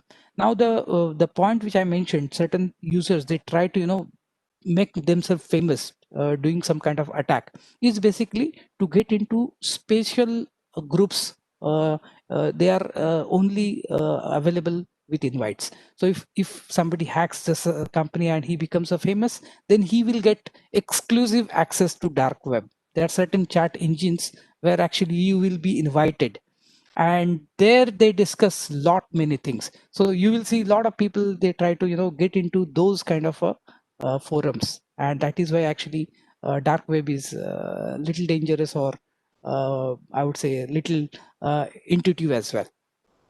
Now let us understand, I mean, we talk about dark web. What is it that 96% of internet is dark web? What exactly is dark web? So these are high level 4 channels which are basically created. One is basically communication, spying, monitoring, cyber warfare, and marketplaces. These are high level 4 categories. The outer circle is talking about the clear web. The inner circle, where actually you will see a deep web, is mentioned, and dark web is where exactly inside you will see a lot of communication about Tor, political discontent, terrorism, stalkers, ransomware, money laundering, human trafficking, drugs. These are all basically part of the dark web. This is something which typically not a good person would like to get into. But many researchers, many internet security researchers, even today the percentage is very low. They get into dark web for multiple things. So what are those objectives? Why we should see dark web and why we should get into dark web? There are very interesting case studies why we should use dark web. But before that, what is Tor? I mean, we talked about Tor. What is Tor? I think many of us are aware the browser which we typically use. We use Internet Explorer, Netscape, navigators. We also use Chrome. These are all browser which allow me to access clean web. In the dark web, typically these are a different kind of a websites. So these websites have something called .onion kind of a extension, and they can be accessed to specialized browsers. Normal browsers will not be able to understand, and that is a need for you to access specialized proxies and softwares. And one of them is basically Tor. How actually Tor works. I'm just giving some high level information here. There will be a Tor client, there will be an entry gateway or guard, there will be the entire Tor relay network, and then there will be a destination. Now, if you look at the line, green line and red line, the traffic is encrypted, and towards destination it is not encrypted. So basically, it is going into not plain text, but it is going into a text where actually we can actually look into the information what is inside.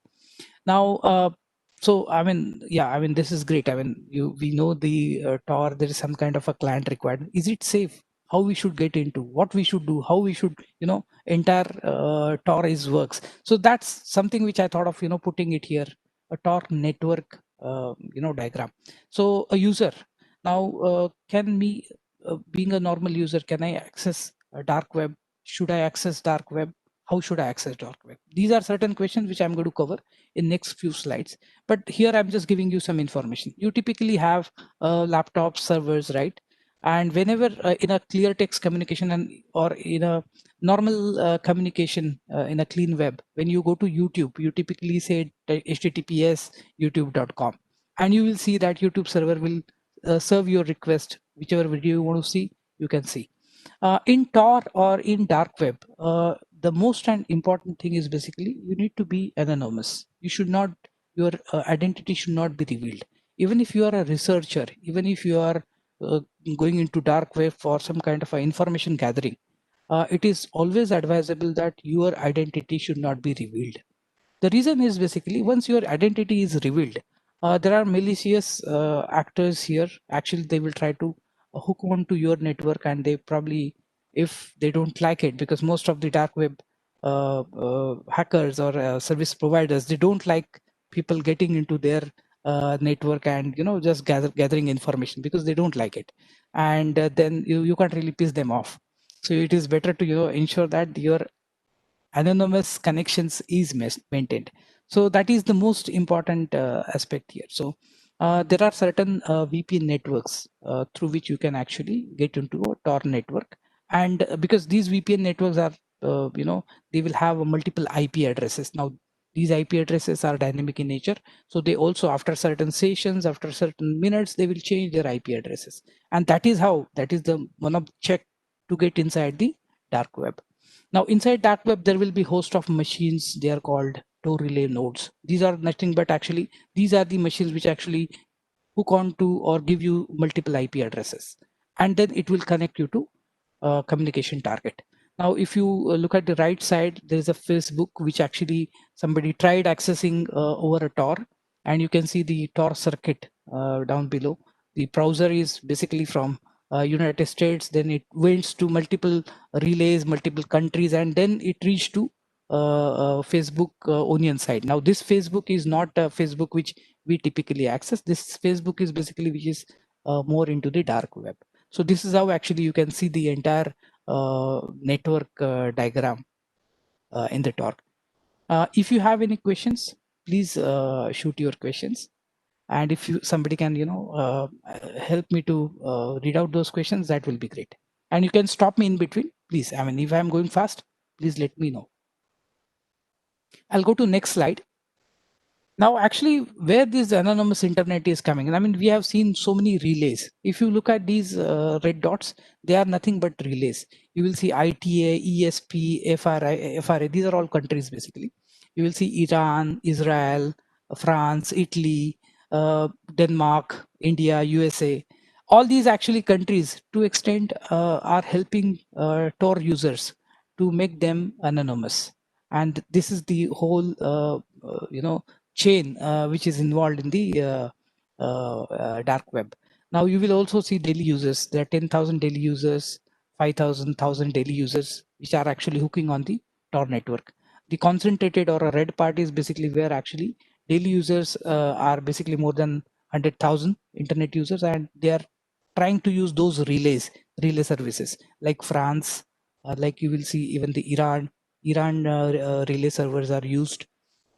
Because why they use these countries relay, even the Russia is popularly used, is basically because of the treaty which they have with other countries. So actually, even if even if they try to trace back to me, it will be difficult, because those countries are today are not disclosing the information about whoever is using their servers. So this is how actually Tor are basically are planted in multiple countries. If you have any questions, please let me know. Now, just one level of information where actually what we can do on Tor. You will see a lot of hashish, edibles, drugs, steroids, pain relievers, and you can see some pictures here and some prices here as well. Now, this is just one level of information I'm trying to showcase here. Tor has a very much a dark side of sorry, not the Tor. The dark web has very much dark side of the society, where organs are sold. Organs are sold, where drugs are sold. There are multiple services available, very sophisticated services available, which has data. Even the contact centers. When I say contact centers, they are actually help desk, professional help desk services. Now let me show you, which is basically one of the famous Genesis is one of the famous market store, and what you can do actually. You can see a dashboard news. Of course, there is a login name and a password required. You again need to create or have some kind of a login name, and you need to get inside the Genesis network. I'm going to discuss that as well. What is there? Some news. These news are basically very special news. They are not normal news. They give information about what is going to happen, how actually this entire Genesis store will have what kind of information, additional information, or a new stock which is there. The most important thing for us is basically bots. You can see there is a bots, and there are 67,872 bots, which is basically purchased by this particular user. Generate FVs, orders, purchases, payments, tickets, profiles, invites, logouts. So yeah, I'm just trying to show here what exactly a Genesis homepage looks like. So bots is basically 67,000 bots are available, not purchased, they are available. Now, this is how actually we have, or a person can access a Genesis through Tor. Now, question is basically, why should I access Genesis? Now, if you look at the bots, I think I'll go to next slide, which talks about bots. Now, if you look at the bots, these many bots are available. Now, why they are available? I mean, as if you remember, I mentioned in the earlier slide, there are certain services which actually I can buy and make attacks. So Shraddha, Professor Shraddha mentioned about denial of service attack, deploying bots, deploying malware. Now, these are the services which are being sold in Genesis market. Now, I can buy a bot and target a company. Now, these are all special crafted bots. They may not be, you may not have a signatures of these bots in the antivirus solutions. These are all can be bought, and you can make use of them for multiple attacks. Now, if you look at the desktop to desktop, there are multiple desktops. Now, there is also important thing which we need to understand. These bots actually they capture information. What information they capture is basically your credentials. Now, there are credential dumpers where actually I can buy credentials, I can buy credit card information. How I can buy is also there in subsequent slides. You can see bot names which basically can be deployed through multiple sources. So you will see Dropbox, Apple Store, Gumtree, Yahoo, Whips. So these are certain eBay's Live. These are all certain delivery methods which these bots can use. And you will see towards the end who has created these bots and what will the price of these bots. $41, 41 euros, or maybe pound. And who actually developed these bots in US, in Great Britain, in Canada. Now you can see the connection between dark web and then the delivery of what I mentioned about the cyber kill chain. Now these can be bought once you assess the organization which you want to target or individual which you want to target. You actually go and buy these kind of bots. These bots can be delivered to multiple ways. Those techniques are also mentioned, or you can also buy through phishing. You can do it through USB. You can actually deploy these bots. There are multiple ways you can actually deploy these bots. I can share one or two examples here. I mean, this is a known example. There are a lot of seminars which actually happens in across India, across globe, and as a token of appreciation, most of the companies, they offer some kind of a USB stick. They offer some kind of a CDs. Now, though these are known companies, you never know what will be the content on those medias or those USBs. They might contain some kind of a bots which cannot be seen. Once you plug it, push that CD or DVD into your machine or even the USB, they will get executed, and the CNC is command control center. Actually, they will establish a connection with their command control center. They will deploy, install, and connection will be made with the hacker directly, and all your data which is residing on your server laptops can be shipped from your location to the hacker's location. Now, these bots are so sophisticated that it doesn't really, and especially even today's internet speed is also has increased drastically. They do not actually ship information in gigs. They split information and send it to the destination or hacker's server or laptop. Because if you see the chunk of data, if you transfer a chunk of data, a huge chunk of data to outside country, probably there are certain monitoring agencies which actually can get a notification that there's some kind of a data which is going from your laptop, your organization to some X country. CERT is one of them. So we do have certain services in India which actually monitors what data exchange is happening, where this data is going. There are certain companies which actually maintain a lot of confidential information, and CERT and many such companies are actually monitoring their data, whether it is consumed by a legitimate user or someone who is actually sitting outside the country and trying to use this information. Now, these bots can be bought through Genesis Market. I'll give you one more example here. There are nearly 492 resources. When I say resources, they are actually multiple ways to deploy these bots.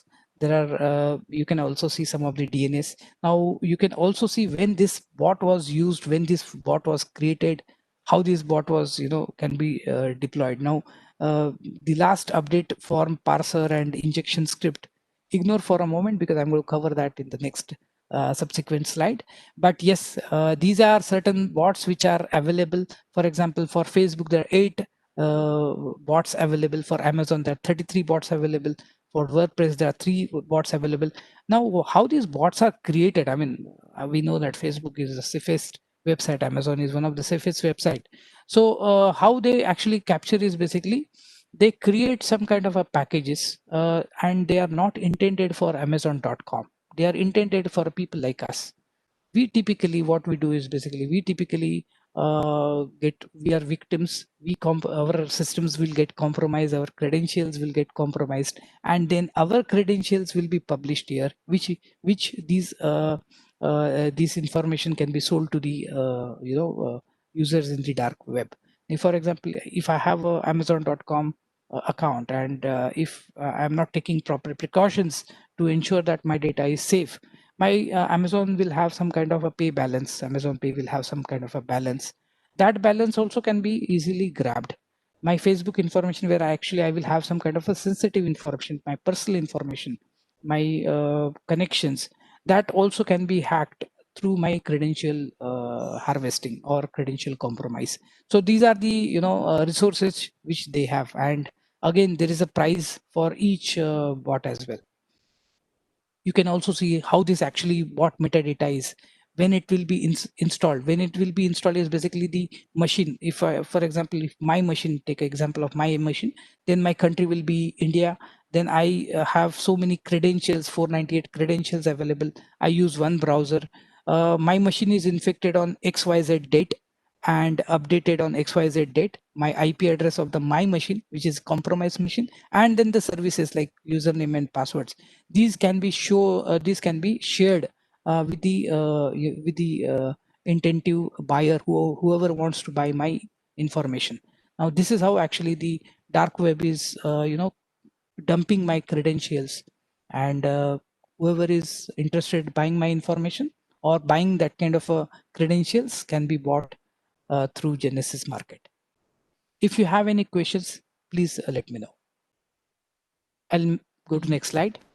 Yeah. Sir, there is a question asked by Utkarsha. Can these bots work like the Trojan horse? Yes, they are actually, these bots are nothing but Trojan horses. Like For example, bots are, for example, if my machine is compromised, my machine will actually is infected with bot, and it will create a tunnel with a hacker's machine, and it will actually dump all my credentials which are been compromised to that basically hacker, and hacker will sell this information on internet. These are nothing but a Trojans, but the delivery of the Trojan is more important, and how actually your credentials are shared with the hacker is also equally important. Am I answering this question? Have I answered this question? Yes, sir. You can proceed to next presentation. Yeah. So next is basically Joker's stack. This is again one of the most popular market. Now, again, why we are discussing market? I mean, as you rightly mentioned, the bots, Trojans, they are actually way to hack your desktops or laptops or your assets. But after hacking, what actually will happen is basically your credentials will be dumped to dark market or dark web. Now, these credentials will be used by multiple people for malicious purpose. Now, Joker Stack is a very well-known market where actually you will see only is one of the biggest market where it only captures the credit card information and actually publish your credit card CVV numbers. Now you will see that massive attack, thousand cards in US, Europe, worldwide mix. Now these credit cards they will sell for $5, $10, $15 based on the requirement or specific countries. Now what they do is basically they also ensure that your transaction amount is minimal. So if I buy some kind of a card on this kind of a market, they cannot sell this to two people. There are certain ethics as well on the dark web. They also have a sophisticated chains. They have sophisticated call centers. For example, in the earlier slide which I have mentioned, Genesis has a full-fledged call center. They help you. Their call center will help you to how to deploy it, how to make use of it. If there is any issues, you can also call back them. There are certain numbers which you can't really trace back, and then they can help you in deploying the or understanding the entire deployment of bots.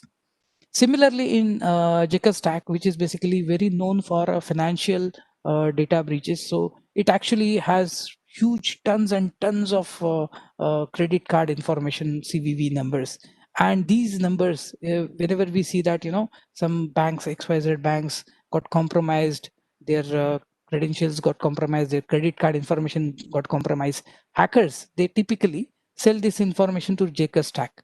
These information can be bought it by any person, or these cards can be bought by person sitting on the accessing the Jaker stack, and then they can use this card. Now there are multiple ways to use these cards. Typically these cards are used for a nominal figures initially, and then moving towards higher numbers of transactions. So this is how the whole chain works, and very serious information is also available on Jaker Stack.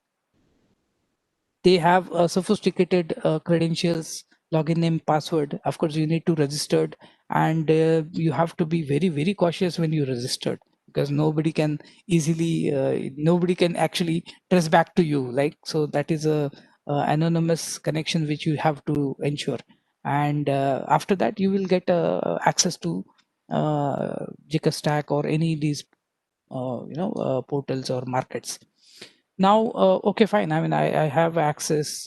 I'm trying to do some kind of activity like hacking activity. Now how do I pay them back? I mean, there will be some kind of a mechanism, right? If I do some kind of a cash transaction, bank transaction, your ID can be compromised. So how we can do that? So Bitcoin is popularly used for these kind of a transaction because of the this is a illegal market, and of course the illegal currency is typically used, so that you can't be traced back to the origin or to the person who actually is doing this kind of a transaction. And this is how actually the dark web is dark web is 96% of the people is using dark web. Is only reason behind this is basically there are a lot of information which can be illegal, made available on these portals. There is something called Silk Road. Silk Road is basically a portal which actually, or a market which actually deals with a lot of drugs. These drugs are very expensive drugs. They are also dealing with human organs. You can buy, sell organs on these different portals. Is there any question here?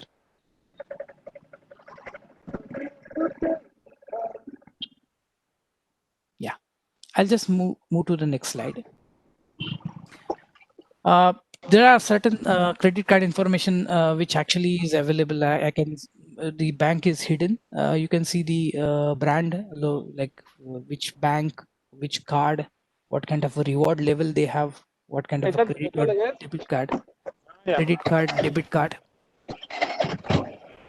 track, S code, country, state, references, and the price. So if you want to buy Visa specific to business credit card, then there will be a price of $5. These are all actually stolen credit card information available on dark web. You can actually register yourself, and you can buy these cards for a bad purpose, I would say. Any questions here? Sir? Hello? Yeah. Yes, ma'am. Yes, ma'am. Sir, which hacker give the information regarding CVV or bank details on this site you have told? No, these are all market where actually you can buy these stolen credit card information. They are not hackers. They are actually sold by these markets. So they do not, because hackers will not mention. Sir, actually, Will not. my question is on this site, which is uploading the details or which is hacking the details and uploading on the site regarding CVV or our bank details. No, I'm not sure. Still, I'm not clear about your question. These sites are not normal sites. These are all actually onion sites which we access to Tor. So you have to get into the Tor network, or dark web, and then there are certain markets which I mentioned, like Jicker Stock is a market where actually you can register yourself and you can see or buy this information. Is this answering your question, ma'am? Yes, sir. Thank you so much. Yeah. I'll move to next slide. Yeah, so you can see the credentials here, the username, password, and they do have CAPTCHA to ensure that it is not somebody is automating the login and password, but authentic users are coming to this particular market. Yeah, we talked about Genesis. Sorry. Someone is asking about websites. Yeah, so these. Correct. So I'll let me give you some view on this. I'll tell you these are not websites. These are actually portals. When we say website, of course, website and portal, there's hardly a difference. But these are .onion portals. When I say .onion portals, these are dark web related content which you need to hook onto Tor and get into the dark web, and then only you can see this information. And these are markets. So when I say Joker Stack, this is basically a portal. This is a portal which you can find out. You can actually even Google now, but you can't really access. You need to access this. Basically, you need to get into Tor and then access these portals in dark web. Now, I'm going to give you some kind of a cautions. When you go to Tor and access these kind of a portals, you need to be very, very cautious, because your identity should not be revealed. Otherwise, these people who are actually hackers, they will identify you as a person and they will try to launch certain attacks. And of course, there are a lot many things can happen. And that is the reason actually when you are accessing these portals, you need to be very, very cautious.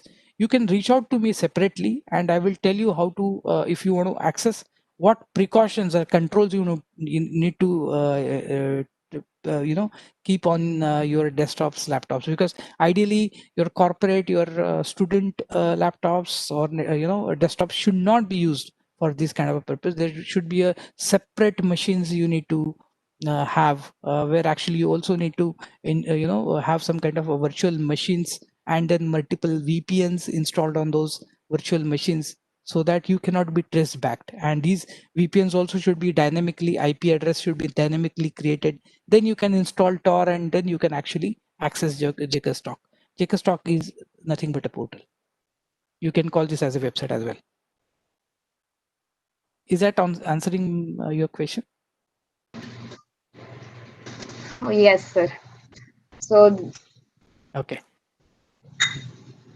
I will give you a lot of information about how to get in, how to access, but this is not the right forum. Probably we will discuss this later. yes, you Yeah. have to So there is go also to one. learn ethical hacking. Learn ethical hacking. Yes, you. And Yes, it learn ethical goes on hacking. very privately. Yes, I Okay, mean sir. the certain information is also available on YouTube. You don't have to really learn ethical hacking, but you need to be aware that your identity should not be revealed. If your identity is revealed, then you will have a lot of problems. I know some guys actually who for the research purpose hooked onto the dark web, and they have created a lot of misery in their life. So my genuine request is, dark web is good for research purpose, good to know that this is available, but to access you need to have a lot of good security understanding. Probably we will share this information, maybe post this session I will share this information. Similar to Stack or Genesis, there is something called dark money. Now, dark money is where actually the insiders are, insider threats. When we talk about what is insider threat, okay, there is a X bank, and X bank is actually, having a lot of cash. They are cash rich. They have credit cards. They have so many things. Somebody from that bank can be, lured to, share some of the bank information like credit card details, right?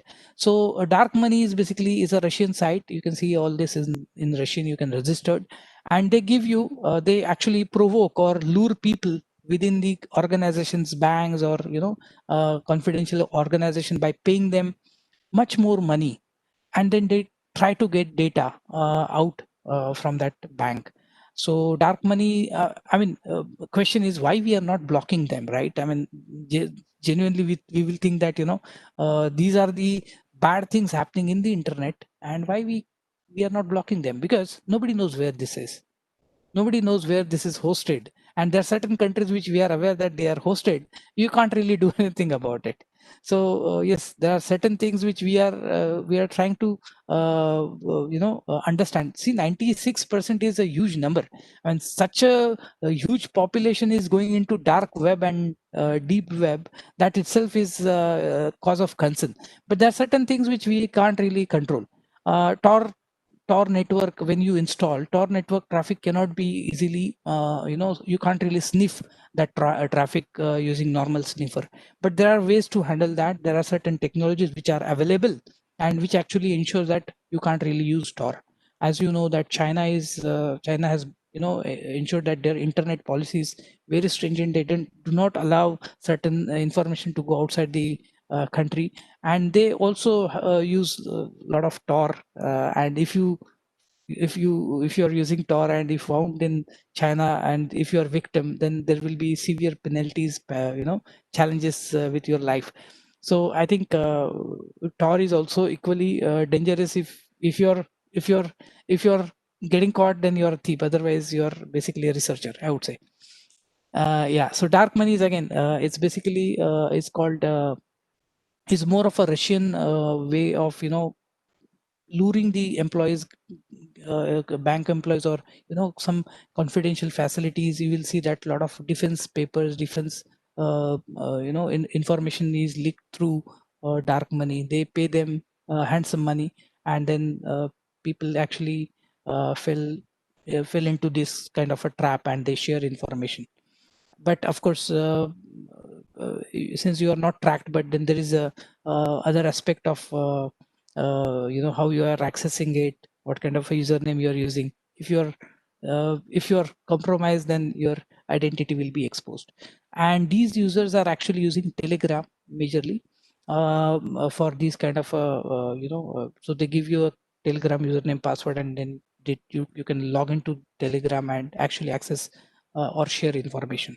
The reason which I'm connecting this back to my earlier slide, where actually in London there was an incident where 736 or some 700 plus people, they were identified as suspected terrorist, is because of they are doing a lot of these kind of a chatting in the dark web, and then one got compromised, and because of which the whole network has been identified by the police.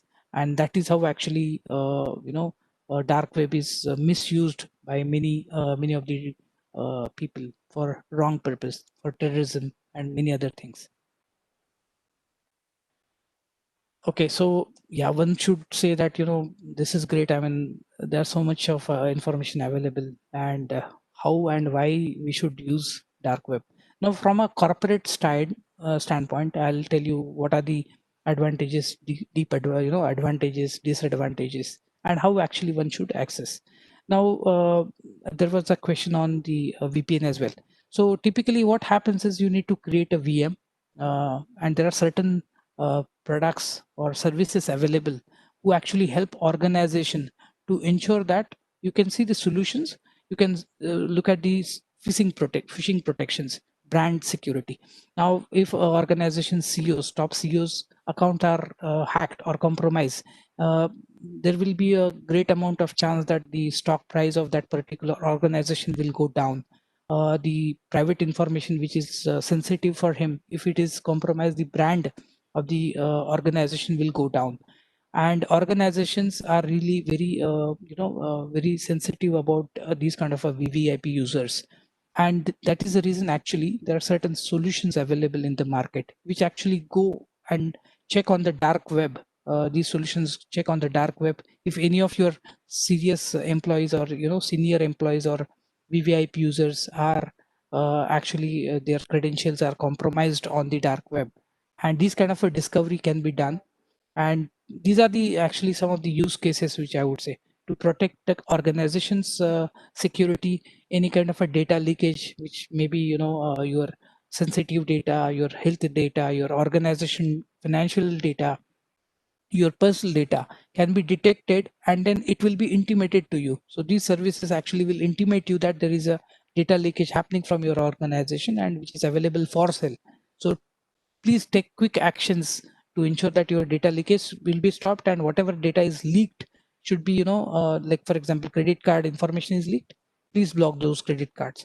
So these are services which actually ensures that your vulnerability, they are also into vulnerability intelligence, fraud detection. So if any kind of a frauds are happening using your organization data which is available on dark web, for example your machines are through bots, your machines are compromised, then these organizations which actually help the organization to protect the security organization to protect their confidential information, they intimate you that there are certain fraud detected using these kind of credit cards, please block them. And there are these many credit cards already available for sale, please block them. So these kind of a support you get from a dark web. So typically dark web has definitely an advantage. If your data is compromised, organizations can hire these solutions and ensure that your organization core interest, core data, core digital assets or crown jewels are protected. How actually these trends are basically human intelligence, custom research, threat hunting. When we talk about threat hunting is where actually organization will identify over internet, in deep web, dark web, what your data is compromised. Custom research is where sometimes organizations are typically using some kind of a medical research. They are doing medical research, and if their research is been compromised somewhere, there will be a group of similar businesses which actually come together and actually identify what kind of a threat the entire community has, and then basically based on that community knowledge gathering, they create some kind of a custom research. Human intelligence is where actually there are multiple people from multiple organizations, top 4 organizations will be hired to understand what kind of a threat or what kind of a trend is happening in this cyber security, and then they try to give solutions to the vendors. The third is basically external threat feeds. These are the free feeds which actually we take it from dark web or deep web. They actually give more insight about your organization data leakage and how we can protect it. And there will be definitely some kind of a web collectors across multiple leak databases, pest sites, chat channels, and then these data again is called a threat command, which actually put into the automated mitigation machine and then assist organization to identify what kind of a threat they have. This is how actually the positive side of the dark web. If your data is compromised, your entire customer database is available for sale. I can identify that there is some kind of a customer data available for sale. Please quickly, buy that. First is basically buy that data so that nobody else can access that data and then destroy it. Yeah. Any questions on this? So there is one question. Are there any specialized courses to study dark web?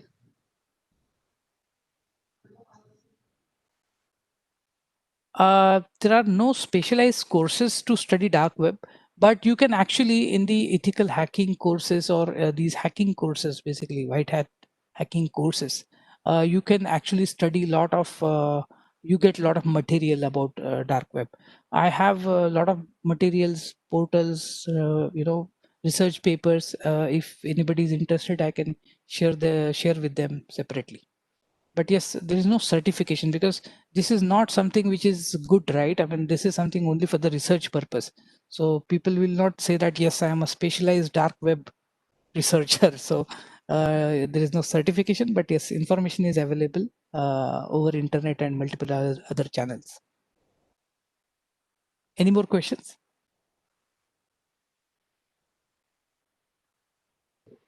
Sir, you can continue. Yeah. So actually, just give me a minute. Yeah. How one should use dark web to get information? As I mentioned earlier, you have to have a separate machine. You should not use internet. Again, internet need to be used cautiously so that your IP address is not revealed. You need to have multiple layers of security. So I have seen some of the researchers, they have VM within the VMs, and they have multiple dynamic VPNs created on the base machine so that their IP cannot be tracked. And I've seen people doing last 7-8 years of research, and they still haven't really understood what actually is available in dark web. So it is that deep. It is not really easy for us to be a subject matter expert in dark data or dark web. It is that deep. So what is available is basically you will see social media, app stores, paste sites, leaked databases, chat channels, dark web forums, black market.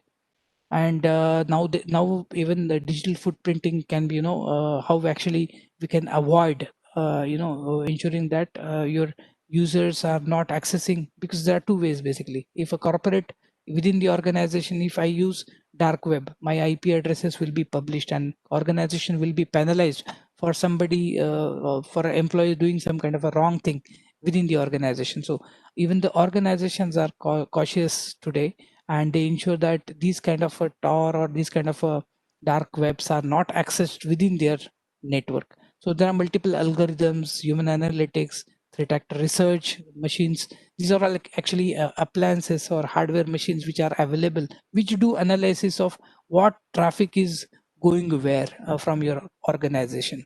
If they are accessing any of these black markets or leaked databases, or if they are trying to post any kind of a data, they will try to see who are these users within the corporate. Because in corporate basically you have a one proxy which actually can controlled by the organization. They can see who is accessing what, and if somebody is trying to install some kind of a tool like a browser or proxy, then organization will know and they can actually watch for those kind of employees.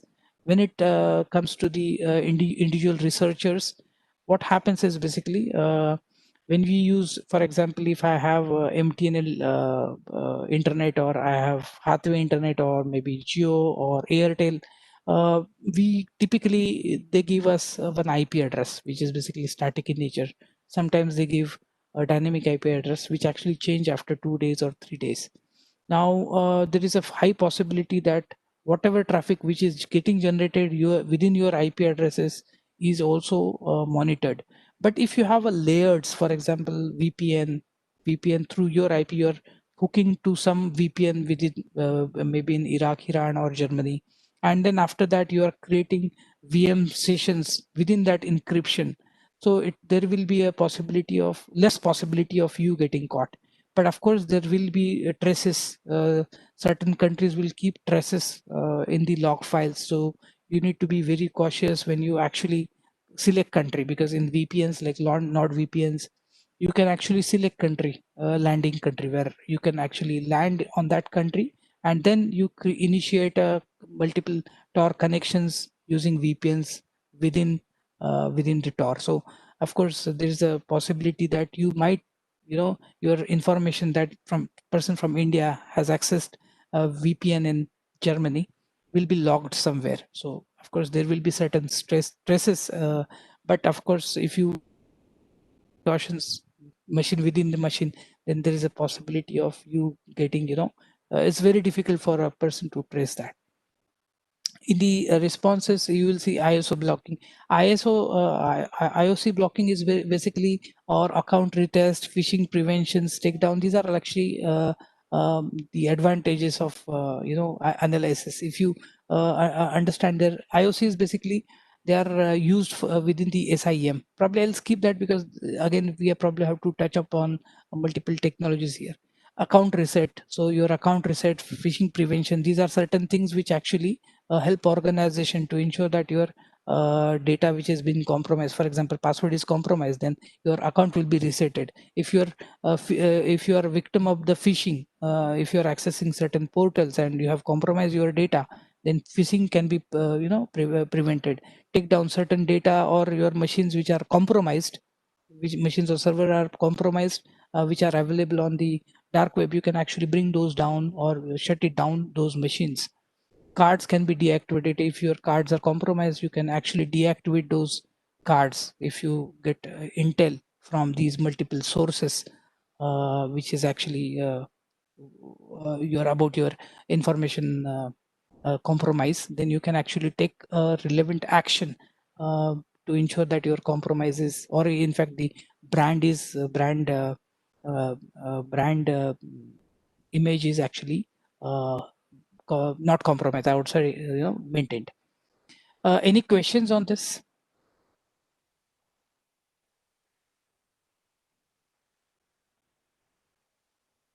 I'll move to next slide. I'm approaching towards the end. So certain takeaways I thought of sharing with you. Dark web is more about technology than the content, because how you are accessing dark web is more important. Content, of course, content is not good, because you have seen Silk Road, you have multiple Jacker stock and Genesis like market, which actually sell even the organs, human organs. They are not good, right? I mean, I think the content is not important, is the way you are actually accessing or understanding the technology. Much about the content is legal and legitimate. So some of the content is illegal, but most of the you will see content is also legal and legitimate. Tor is far the most popular access technology. So as I mentioned, Tor is basically Tor browser. You will see that the browser, you can download that browser and you can see, but never use Tor browser on a normal machine to access dark web. You need to take proper precautions. Tor website you can download. It's basically open source again. You can install and use it for normal internet as well. It is very difficult to make site 100% anonymous. Yes, there will be certain traces which will be left. So you need to be very, very cautious when you are actually accessing some kind of a market. and it is basically for the research purpose. So if you buy something, you have to pay in a bitcoins, but again, there's a possibility that your traces can be tracked back. Dark web can present a risk to legitimate users and companies. So as we may discuss that if somebody is trying to within the corporate, because this is illegal as far as India is concerned, bitcoins are illegal, trading of bitcoins is illegal. So if you access dark web is not illegal. If you can actually monitor and research purpose, it is available. There is no problem with even Indian government to access dark web. But if you do any kind of activities buy, sell, then there will be a challenge, a serious crime under the Indian Act. So you need to be very, very cautious when you're hooking on the internet. Your intent should be very, very clear. Simple security measures can differ all, but the most of the determined attackers. So I think surely you need to have some kind of a security measures because you can't really piss attackers off by monitoring them or by looking into the information. So there are certain companies which actually have their own solutions, products, which actually hook onto the net. They buy certain things, they block certain things, and they are also not traceable. And that is how actually they are also providing much services to the organization. So I think we need to be very, very cautious when actually we are accessing the dark web. Do you have any question?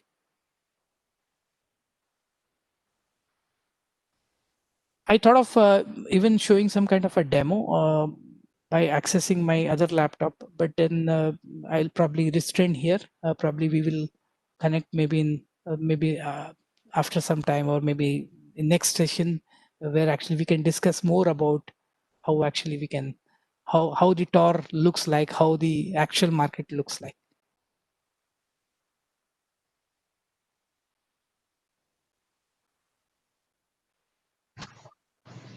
We can take few questions. Sure.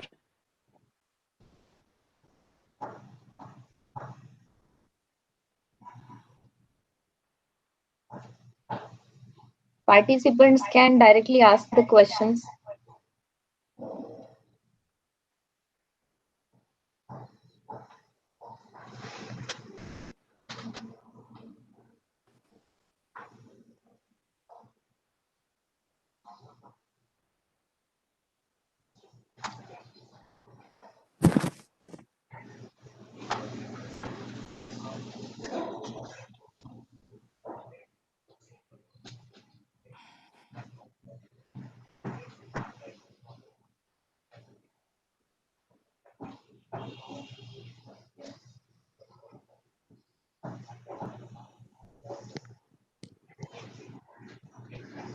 I think we have no questions, and few students are interested in studying ethical hacking, so they will contact you.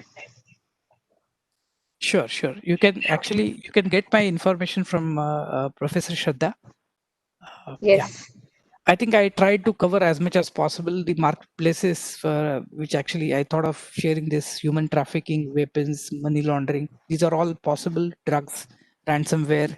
You can actually buy services like ransomware through bots. You can actually ensure that information is actually your machine can be compromised and you get ransomware. All these are available as a services. Even Tor, there is a political discontent, terrorist spying this actually network. So yeah, if any questions, you can definitely reach out to me. I think 2 hours were allocated to me, but I thought of finishing early because of the content which I want to want to keep it very short and sweet. It should not be information overload, so I thought of keeping it very short. It was very good. Sir, I request you to type your phone number and email ID in the chat box so that all the participants will get that. So, Yeah, I'll give my mobile number. okay, I'm sir. available on this mobile number on WhatsApp.